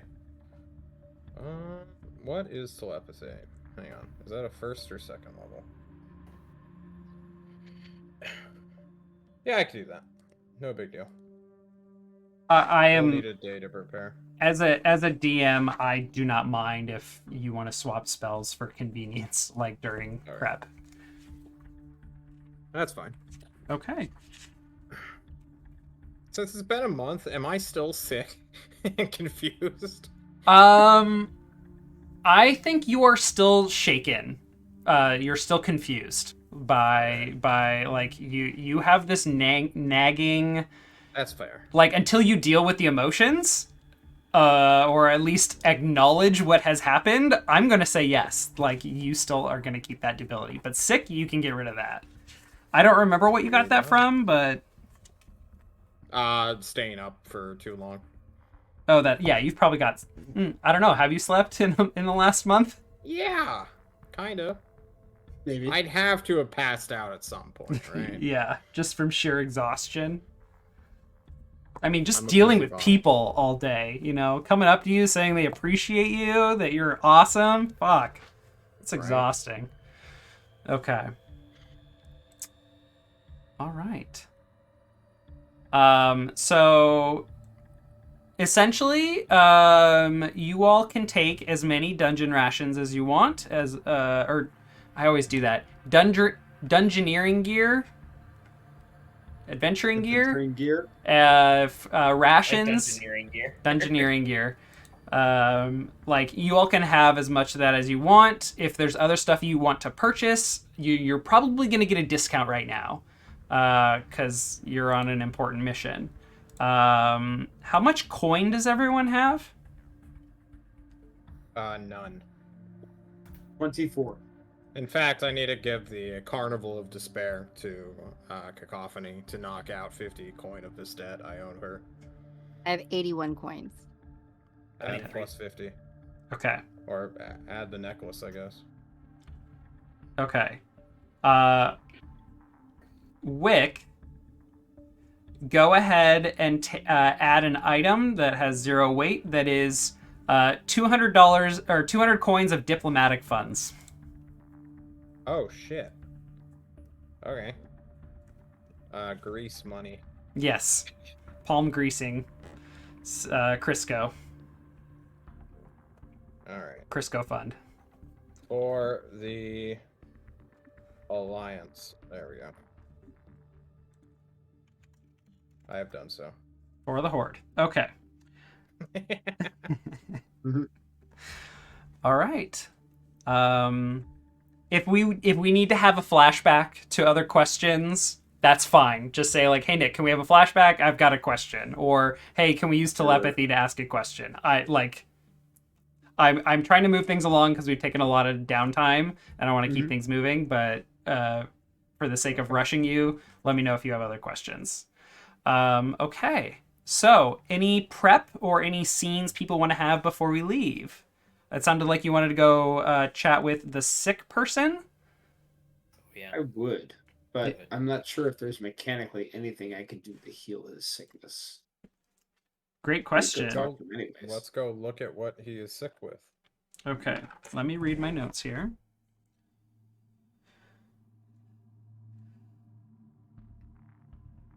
Still poisoning. Okay. So there is a number of huts on the outside of town that are used for quarantine.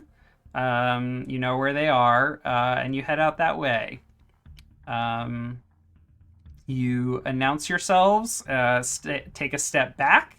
The door opens, and kind of like leaning against the door frame, clutching their chest, looking kind of pale, with purple pox all over their body, their visible body, which is basically their face and hands, because they're holding, you know, a blanket over their cloak, or their shirt. Is a grave warden. Let's call him Sandy. Oof. Poor Sandy. Oh, Wick, Merrick, and others that are in the scene. Thank you for coming out. What can I do for you? What happened, man? Oh, fuck. The cave, they must have told you, whatever you do, don't touch the crystals if you go. Isn't it like full of crystals? Yeah. Just, if you can find a path through, you know, there's something down there making strange noises, but just don't touch them. It's awful. I've been like this for a couple days, and the physician says it's not getting any better. What are your symptoms, Sandy? Everything aches. I can't think clearly, and I feel like I'm burning up and shivering all the time. Thirsty, always thirsty. They can't bring me enough water, and sorry, what was the question? Right. Yeah, you've answered it. Yeah, there's also this ringing. It gets louder and louder, especially at night. But every day, it's been a little louder. Sometimes it sounds like someone's laughing. But I try and concentrate it, and it's just ringing again.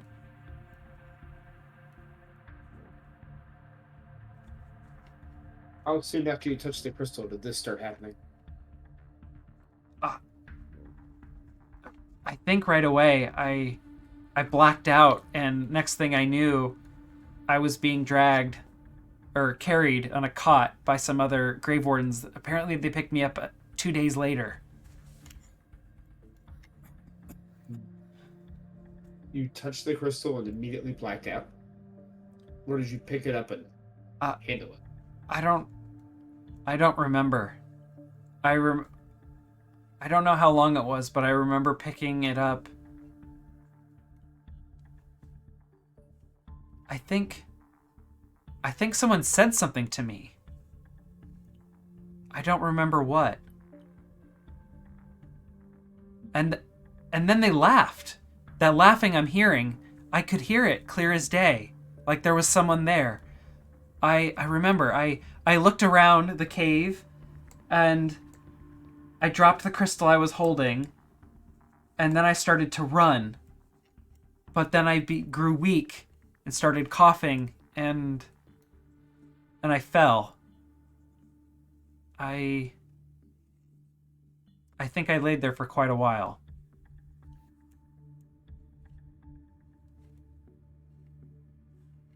That's all I remember. We'll investigate. There are two things that I would like to do, if Okay. possible. Sure. One, I would like to try to sanctify some water to make it holy. Ooh. And give that to him to consume in the hopes that it might try to counteract some of the effects. Sure. And the second thing that I would like to do is I would like to cast Detect Magic and see if what is going on with him is a magical effect or Yes. just a debility. Okay. Yeah, go ahead and choose whatever order you'd like, and I think they're both cast a spell. They are both cast a spell. All right. This will be Sanctify for the water. 7. I think I would lose that spell Okay. as it's a rote, and I feel like I can afford to lose it. And then this will be for the Detect Magic. That's a 13. Great. So go ahead and link those both for me, and then let me know if you would like to use your new Empower on Detect Magic to double the effect, which would just be like more concrete information.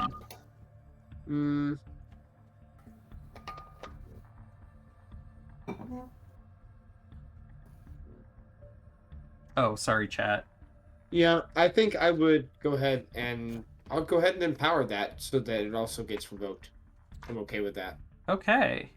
So Sanctify coming in, Detect Magic, which is my level 1 wizard spell that I get as a cleric because I am a human.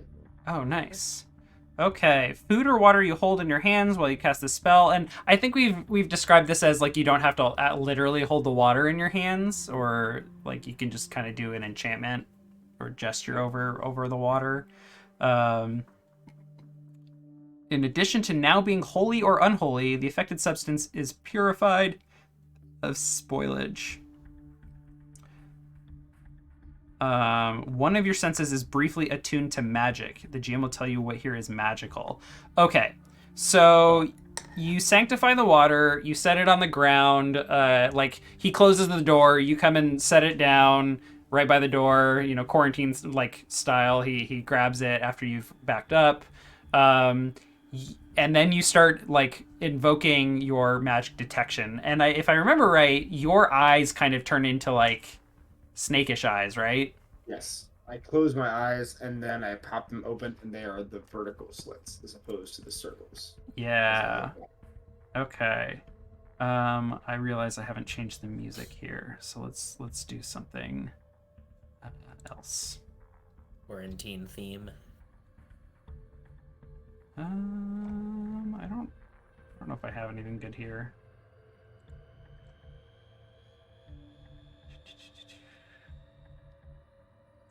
Should we not get the soundtrack from Contagion? Oh, I wish. Oh, nope, that is like triumphant music. So happy. Nordic Noir, maybe? Anything. Sure. Okay. What type of theme are you looking for? For this, like a little tense and creepy. Like a little Dark Angel. Dark Angel thoughtful. is the music you want. Oh.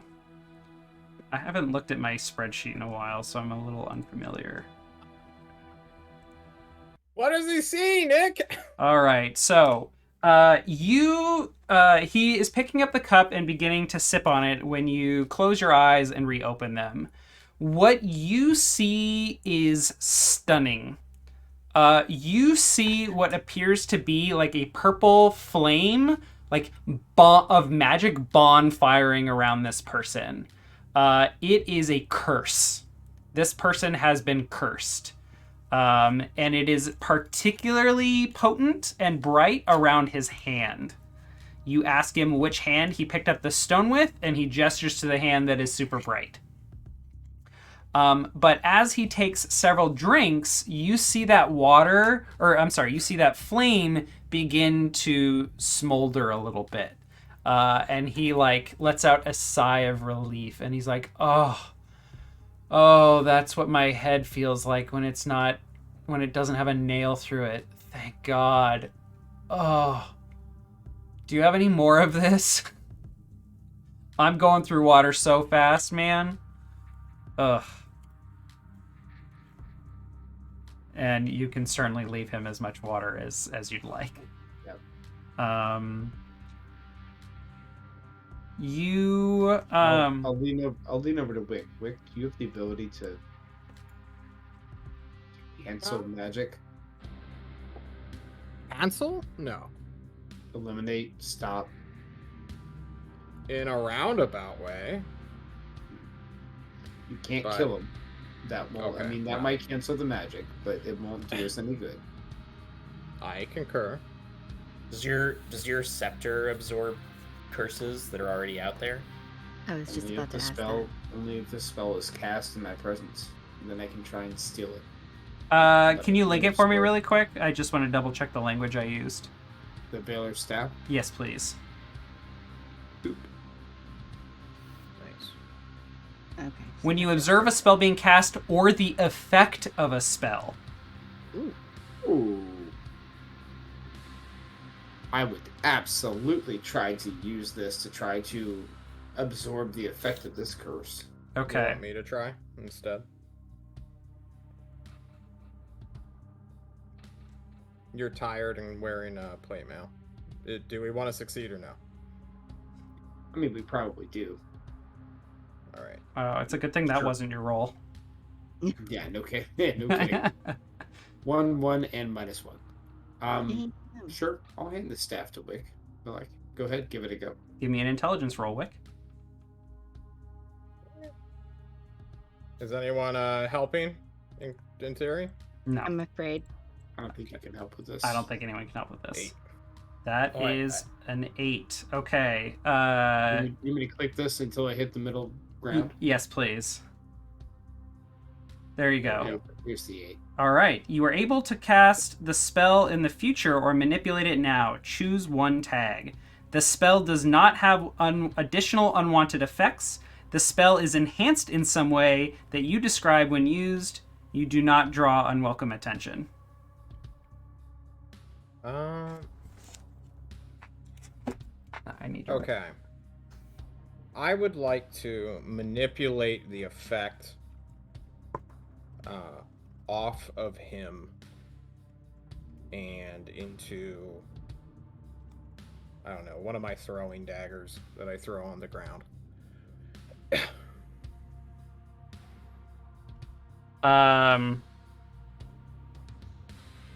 If that is how this works. Okay, so the way that this works is the staff is carrying the spell, not you. And Okay. so you can That's- imbue it into another object, and then like that's what the effect that you're looking for here is be Yeah, able to cast the spell basically. on something. Okay. All right. Can I cast. want to rip it off of him, throw it into some throwaway item, and Oh. cure him.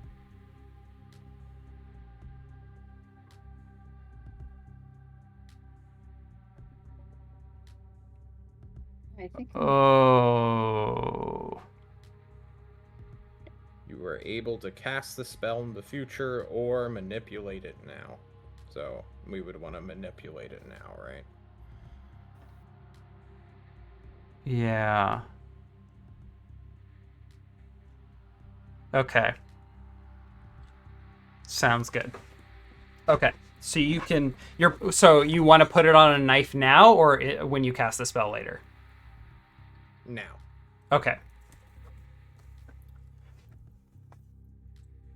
The spell does have additional unwanted effects, and you do Oh, draw. I get to choose one tag. You choose one tag, and whatever, like, if you don't choose others, I get to do that thing. If I want. I want to draw unwanted attention. Okay, so choose something else. The spell does not have additional unwanted effects. Okay, So- so it will not be enhanced. Yeah. Okay, so the staff now has the spell, which you can cast at some point in the future on an object. Okay. Immediately as you do this, hang on, let me read my notes again.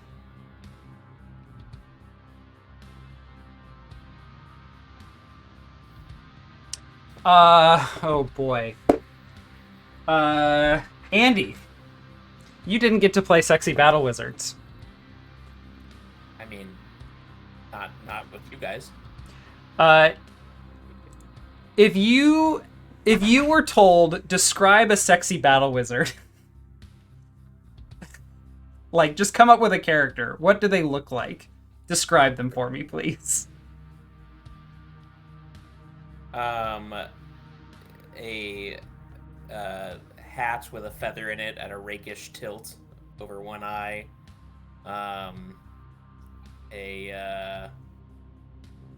Let's say what was once a long flowing robe, but stylishly brought in and hemmed to reveal some knees and some elbows and lots of mystic tattoos underneath that can all affect different forms of magic. Oh, Carmen Sandiego Wizard. That's very good, Shannon. Very good. Well, you said the hat at a jaunty angle, and that was all. I'm imagining the hem and the hat are like at the precise same angle, like they are parallel. Okay. What are the pronouns of this sexy battle wizard? And do you have a name for them? It's he, him, and his name. Oh shit! I gotta come up with a good name. You're putting me under pressure here.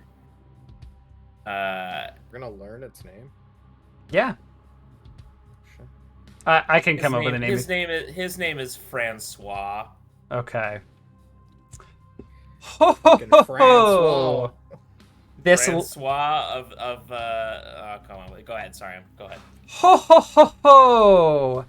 A laughing avatar of Francois the wizard appears before all of you as the flames that you see around this person like begin like it's now like electricity is shooting out of this fire. It is like receded, but it is now excited in a new way. And the electricity is shooting towards this one spot where this magical avatar has appeared before each of you. Sorry, can I add to the yes, sexiness please. of this wizard? The electricity, the lightning is coming out of his nipples, but also his name is Francois the Abundant. So I just wanted to make sure we had that quality to it. Oh God. Foolish mortal, you have attempted to enter the vault of Francois the Abundant, and now you will suffer and die. Oh, may the gods have mercy on your soul, you poor, pitiful creature. Good luck! And the avatar disappears. I look at my companions. I look at my arm. Am I? Are we good? We all saw that. Yeah, we saw it too. Yes, all of you saw this. I'm just I can't really tell what's real right now, guys. I'm not gonna lie. I'm kind of living in a daze. You saw, I saw the nipple lightning. Did you see the nipple lightning? Yeah. I was too busy looking at all of his tattoos.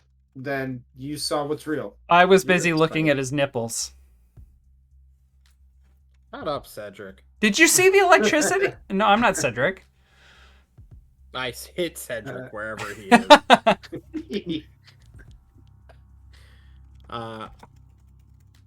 Okay, well. Well, a powerful wizard, it seems, or enchanter of some type. Seems to be a bit of an ass. But you never know. Get out of here! Francois, are you still here? I think it was a recording, Chief.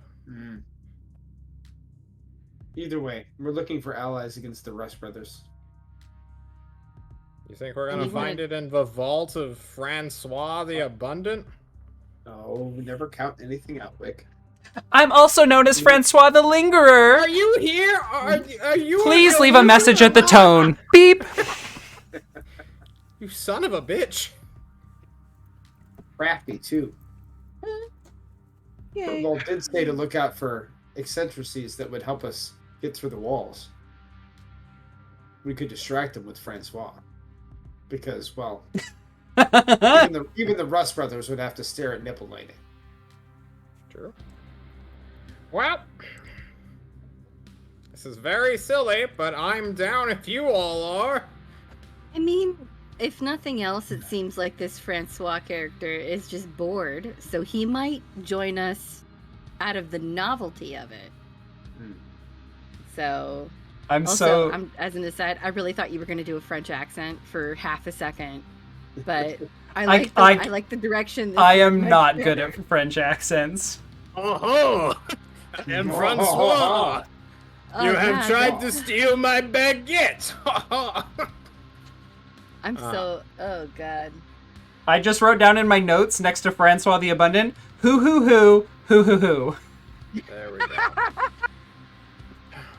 I look towards the man who really wanted to go see the elves. Shit. Basil.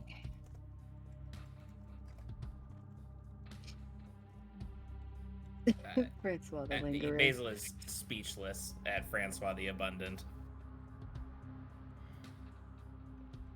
He's a little titillated. I think all of us are. I don't know how we're gonna get any more content out of tonight. I'll look over to Sandy. How is Sandy doing? I can't get those nipples out of my head, but I'm just glad I'm feeling better. So I'm what, cursed? You were? By this electric nipple asshole? Is he still cursed? New band name, I call it Electric Nipple Asshole. Oh God, so good. Heavy metal rock band. Yeah, he's definitely still cursed. Like the fire is still there. Like and by fire I mean like the magical aura that Merrick can see. Okay, so this spell is just a copy paste. It's not a take. Oh wait. Yeah, I thought I stole.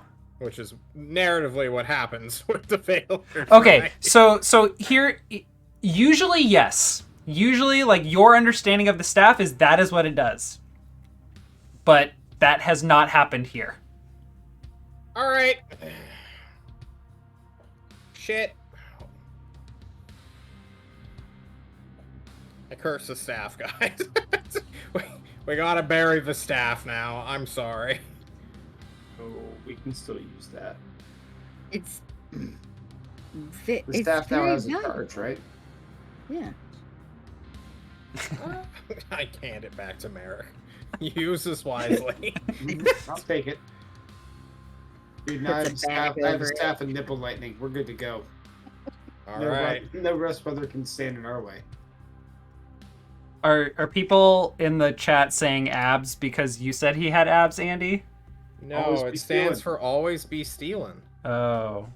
Well, I'm just writing abs in my notes. The concept art that I'm working on right now does have abs. So. Very good. I cannot wait for this art. Oh my god. Alright, we gotta go. Let's go deal with this wizard. Come on. We gotta get this out of our systems. It's our warm-up.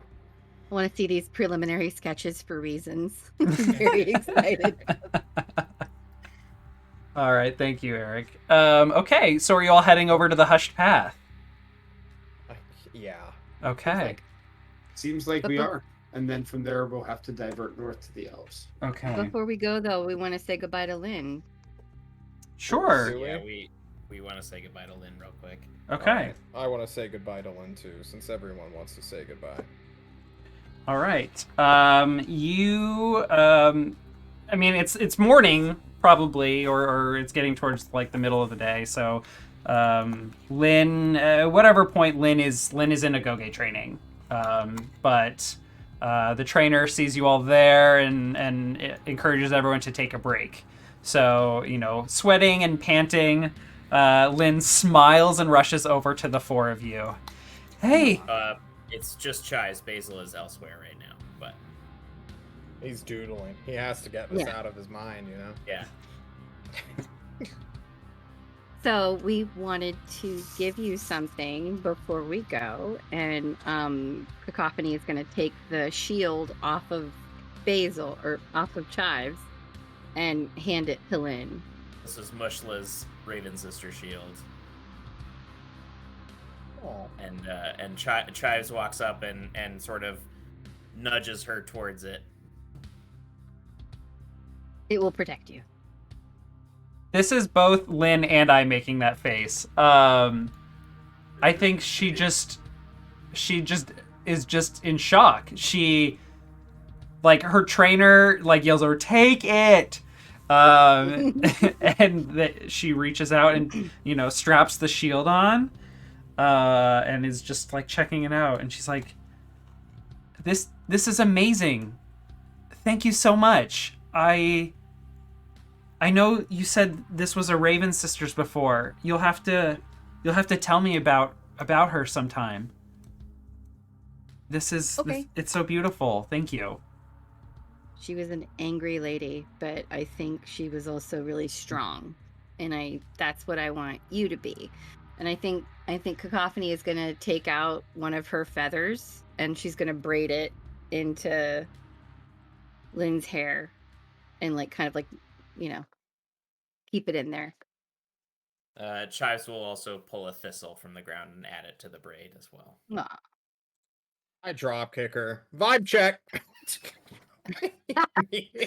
You're a monster. Let's see if she's paying attention. She's in combat definitely class. gonna block with the shield. For the shield. Nice. I feel like this is a roll. I mean, yeah. If you want it to be, it John, can are be. you gonna roll on hitting a child? I'm gonna Yes, and drop kick a Bill- child with strength. You're gonna Hey, drop kick hey, a child John. with magical He's gonna ability. pounce on Remember Blow you up. 3 hours ago when we were talking about children and violence in this game and where our lines This isn't are? violence, this is rough housing. Come on. I hope Let's her back power. and I splash hope now. her magic puberty just. All right, really so, like, flies ahead. I get it. We're getting a little too chummy with a child that we're not connected to at all. So I drop kick her. She can block it, and we can wrap up the scene there. Yeah, I think with a 7, I think you catch her off guard with the first hit, but you're kind of testing Just her. one kick. Oh, it's It's a just the drop one? kick. Okay. It's a If you're drop doing the kick. drop kick, you get one chance. Okay. Yeah. You miss, you land on your back. Welcome to the vibe check. Okay. Then how about this? How about this, John? She takes the hit and she immediately retaliates and hits you in the gut with the shield. That's fine. Nice. Ah, Better. ow. Good. That's how you use shields. They're weapons too. Oh, they grow up so fast. Don't forget to fight dirty when you can. She Those like would be is my parting words. glaring at you, Wick. It's one of those hazing things. She'll get mad and then she'll be like, "Oh, he was just joshing me." Fight the system. These traditions suck, but also we're still gonna fucking haze you. Hell yeah, Pretty brother. much. I'm of the old generation. It's up to them to be better. All right. Oh, gotta love Okay. that brickwork. Alrighty. While they are doing this, Basil walks over to Cedric's hut with the chest that all the rubies were in. Mm. And which, by the way, I maintain has blood evidence of Lucaren's murder somewhere on it. Elves No, don't bleed. elves do not But- bleed. Sorry, they Yeah. don't. Never mind. They There's no evidence. their bodies You can kill shrivel all into the elves. husks my gosh. within a couple of Alright. hours. It's Yeah. the perfect crime. You literally Anyways. just murder them. Anyway, Corpse fest, this chest that once held these rubies, he presents it to Cedric, now full of herbs and aromatics for making his own batch of special gin, special salts from the mountains. And as Cedric takes it, he puts a hand on his shoulder and says, it has been great hearing about your life. Your trials and tribulations are important. I know that they torture you, but do not try to drown them. They can breathe underwater. And Wow. please be good to yourself. This gin is for tasting, not for indulging. Wow. That was all really deep. I was just gonna say, I hear you're going to visit the elves. Good luck finding your parent. Thank you. I And I will continue to enjoy the gin we made together. But yeah. I'm fucking worried about you, man. Fuck. I'm worried about me too, man.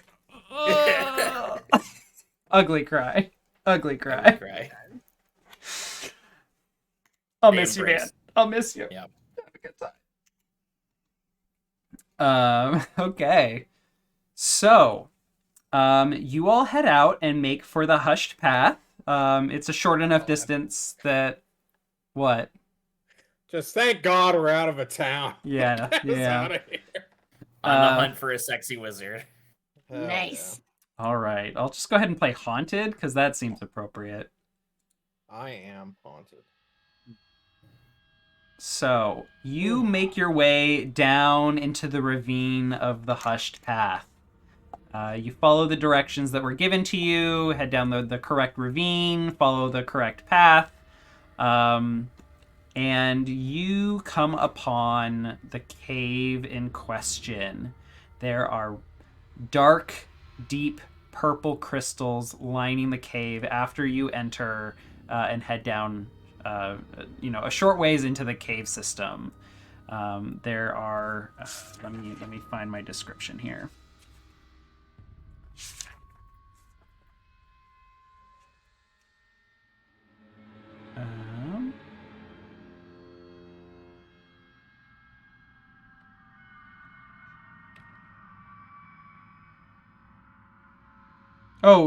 I'm sorry. They are purple and also like they have flecks of green in them too. Not in a huge detail, but there it is. Okay. So the path starts out pretty wide, but becomes more and more narrow as the crystals get more and more dense, and the path essentially just is taken up by more and more crystal. So this is going to be kind of lowish stakes, but I'm going to need like a defy danger from the party to navigate, or like I need some sort of check to work together just to ensure that no one accidentally stumbles and falls. We each making this check? No, I'll just need one check for the party, and someone can definitely aid or interfere. I seem to. I'll lead the. Oh, sorry. Go ahead. I was just saying. I'll lead the way. No. Please take the wheel. Please. I got the elven danger or the elven good journeying skills. Let's go for it. This is not journeying though. This is a trap.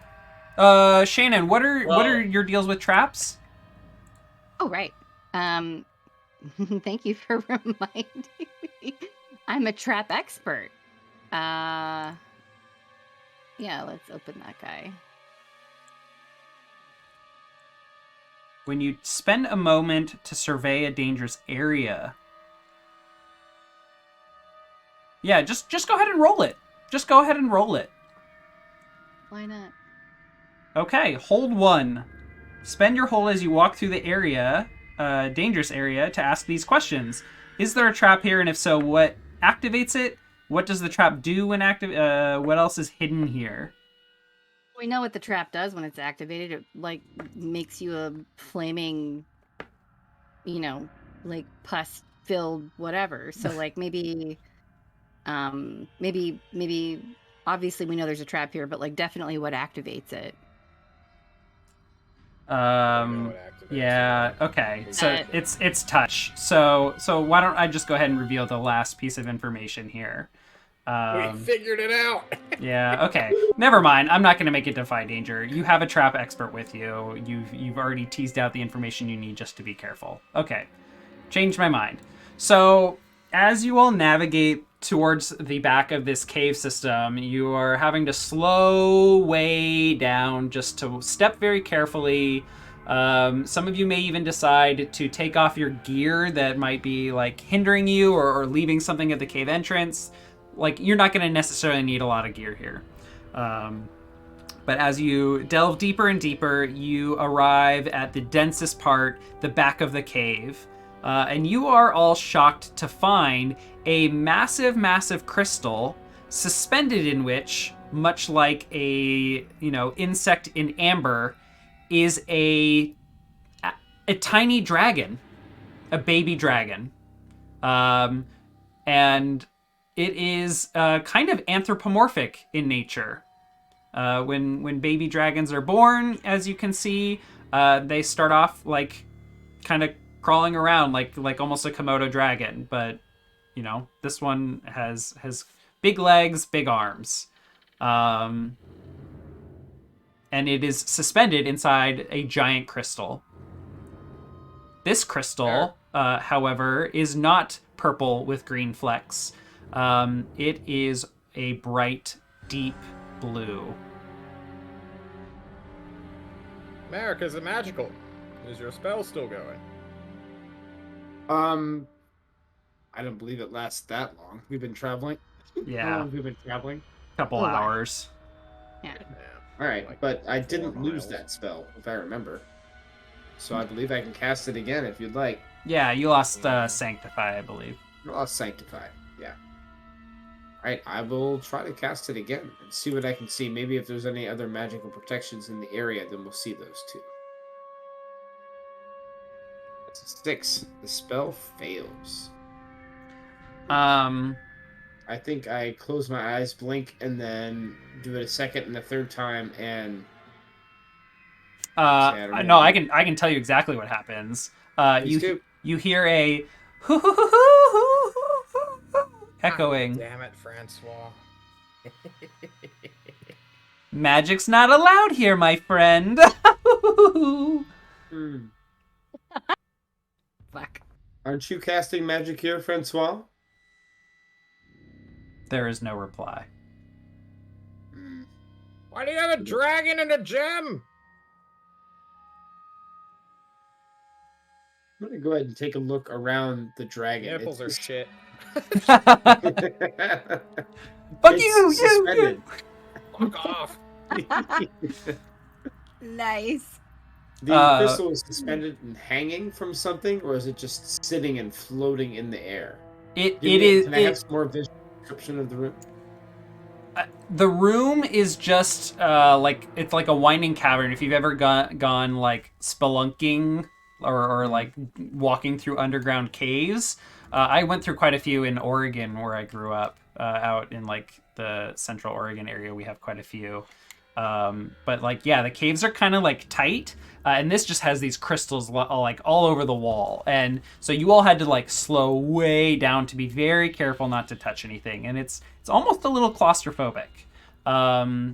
And they are like, if you imagine the room from like the last floor of Deadly Dungeon, how there's just lots of like jagged crystals everywhere, it was a lot like that. But this one is just a massive, solid, hard, like single-faced crystal, and then some others like wrapping around, and the dragon is like encased in it. Like, it is suspended, it is not moving, it is not floating, like it is like solid amber essentially, but a crystal. Well, I have magical swords. Shall I take a stab at it, or how do we overcome a wall? If we can't go through it, we can't go around. You know that we found the wall. No, okay. Okay, are you declaring that Wick is gonna just try and break the crystal? Yeah. I think he will, with his moss sword that has the messy tag on it, which lets me break things. Okay, give me a Ben Bars Lift Gates, please. Bad idea. Maybe.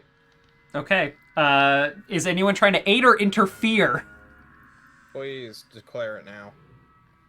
I would not interfere and stop you if you were doing something. I just don't think it's a good idea. Basil, there's a thing trapped. We must free it. Come help me, brother. Basil is still like shaken by the nipple effects, but he comes to help anyways. That was an opportunity to give everyone the ability scarred, or shaky, or stunned. And he comes to help. Boop. Oh no. Oh my god. All right, all right, Guys, John. this So, is, so Andy, I get you XP for a failed aid to interfere. you do. What are you doing to help? Describe what you're doing to help. Like, are you also gonna go hack at it? No, I was gonna run up and like give. It's hanging up in the air, isn't it? The crystal is in the ground. The dragon is like being held like okay. in stasis in this hard crystal. Yeah, I think I run up in front of Wick and like put my hands down to sort of vault him up into the air, give him that heroic like jump towards the crystal to break it. I'm in full plate mail. Fuck it. Let's Yeah. do it. Okay. Just launch him. And to give you all a sense of scale of this baby dragon, it is like your size. Oh, Like it's very small for a dragon. cool. Okay. It was a trick of My light. new mount. John. No, give me Benbar's lift gates, please. Yo, I want to call the number first, guys, and pad out this runtime a little bit more for the cliffhanger. I'm feeling it's either going to be really low, like a 2 or a 3, or it's going to be like a 9. Okay? Eric just, oh my god.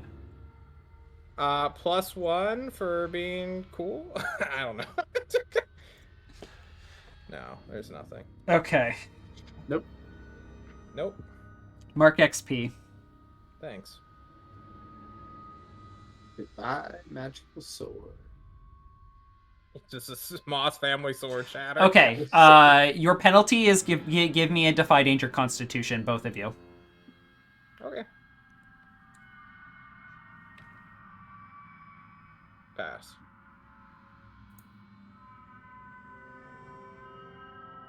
What is your minus for confusion? Confusion is a Sorry. wisdom-based stat. Coffee Sorry. Traveler. Sorry. That is the ability for wisdom. For some reason, whenever my browser with Roll20 is in the background, it doesn't update the stream. I need to figure out why that is. Sorry, y'all, if you saw old numbers. Okay, so both of you got a I'm an partial. idiot. What's up? I could have done something cool. Never mind. Okay, so you both rail against the crystal, and the moment you do,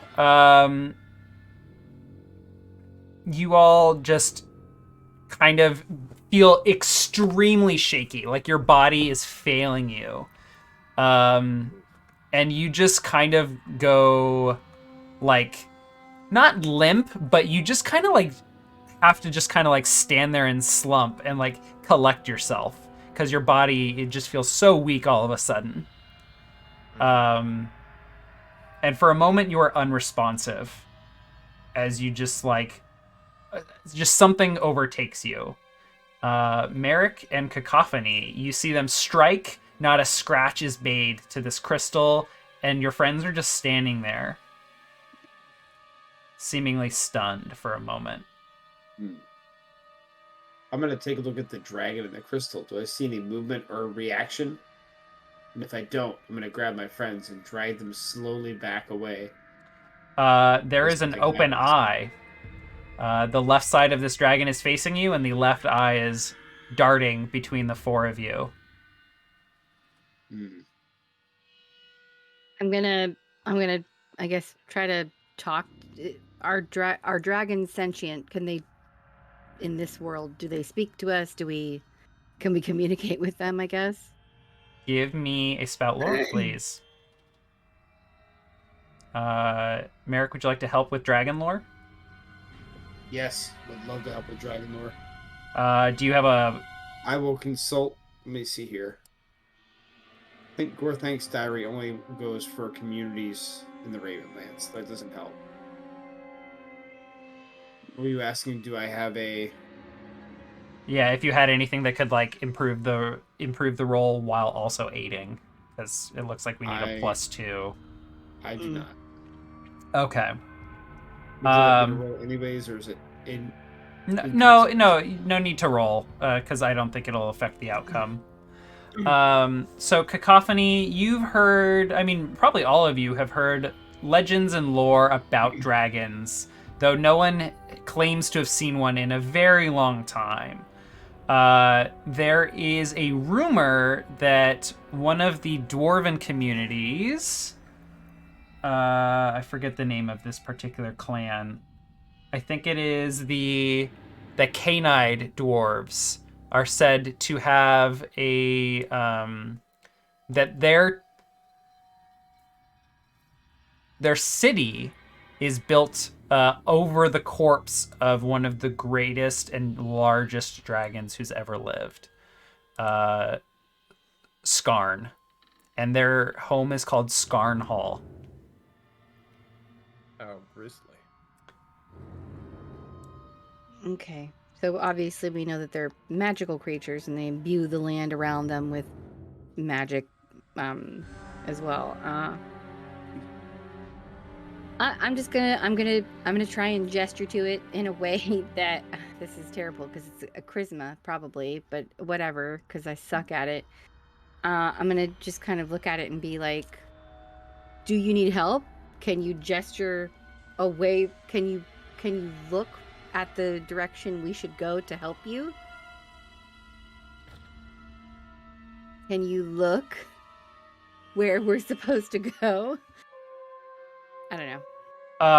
The eye just stares at you.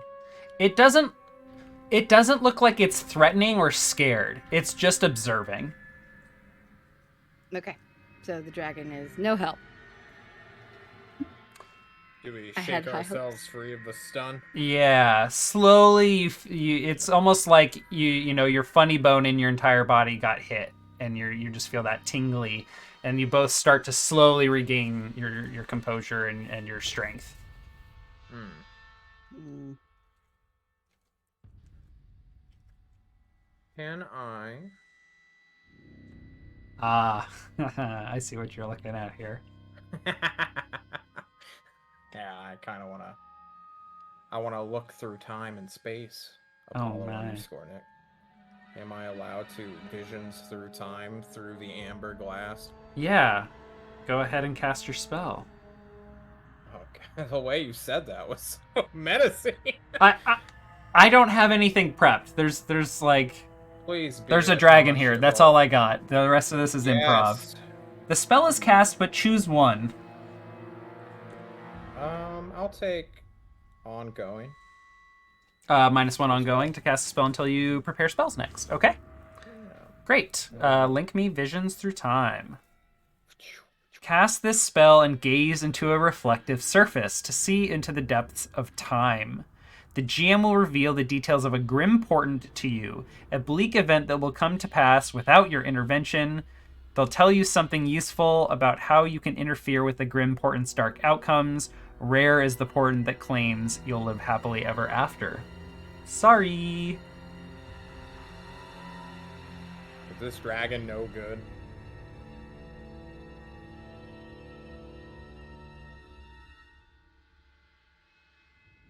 Oh boy. A grim portent, a bleak event that will come to pass without your intervention. So let's frame what looking into this reflective surface looks like artistically. Wick's eyes bleed with the veil iris. He stares longingly into the dragon's scowl. The dragon's eyes begin to gloss over in your vision, and so does the surface of this crystal. And as you look deeper and deeper into the iris of this serpent, the camera zooms out, and we see a dragon, this dragon at full size, flying through the air, flying towards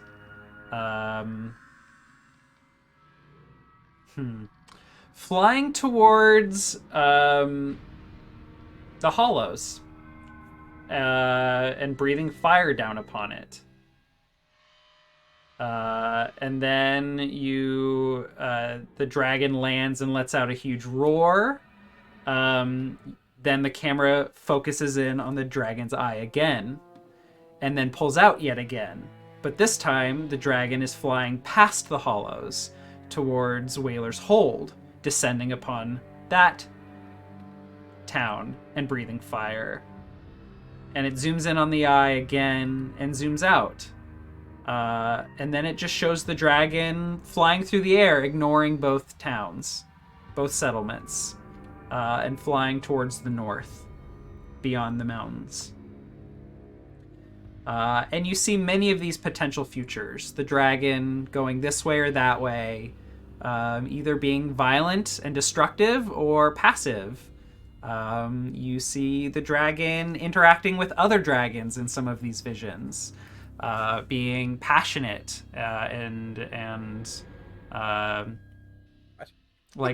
showing intimacy with other dragons. What is meant to be conveyed here is that this dragon has a lot of potential futures. It is not necessarily a grim portent as this dragon has a lot of potential. It's a baby. And then there is one more reflection where the time passes. You are standing from the perspective of the dragon. You are seeing through the dragon's eyes as sun sets. It comes and goes, passes over through the opening of the cave, and the dragon witnesses countless number of days. And nothing changes for the dragon. It is left here. And once again, the camera zooms into the eye and out, and you are left standing here once again before the crystal, standing very close to it, but not touching it. What happens if we touch it? We get all like pus filled and cursed and whatnot. I thought it was a Fire and different shit. crystal. It was the crystals on the way in the entrance that caused the disease. How do we know that it's not this crystal too? Like all of the crystals in the cave. You reach Yeah. out and touch the crystal, and Don't do it. it feels cold, and nothing happens. Okay. Interesting. I cast fireball. You all burn and die. Jesus! No. Thank yeah, you. perfect. I can kill John us. betrayed the party once again. Once again, Oh, big as we all knew surprise. he would. Okay. Why don't we... Any witty one-liner outros from anyone? Oh God.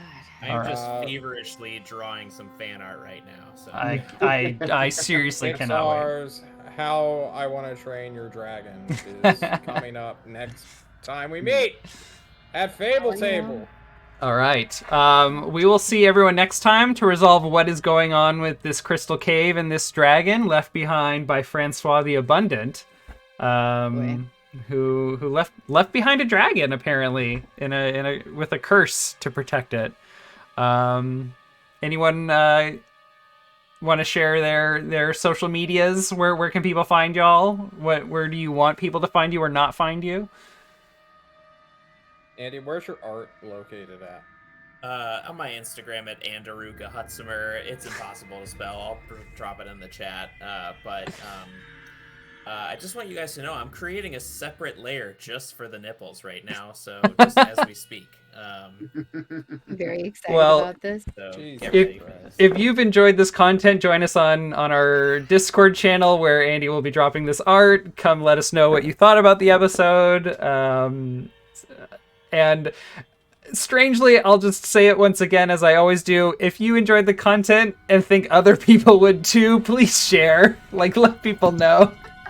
Dragon sex.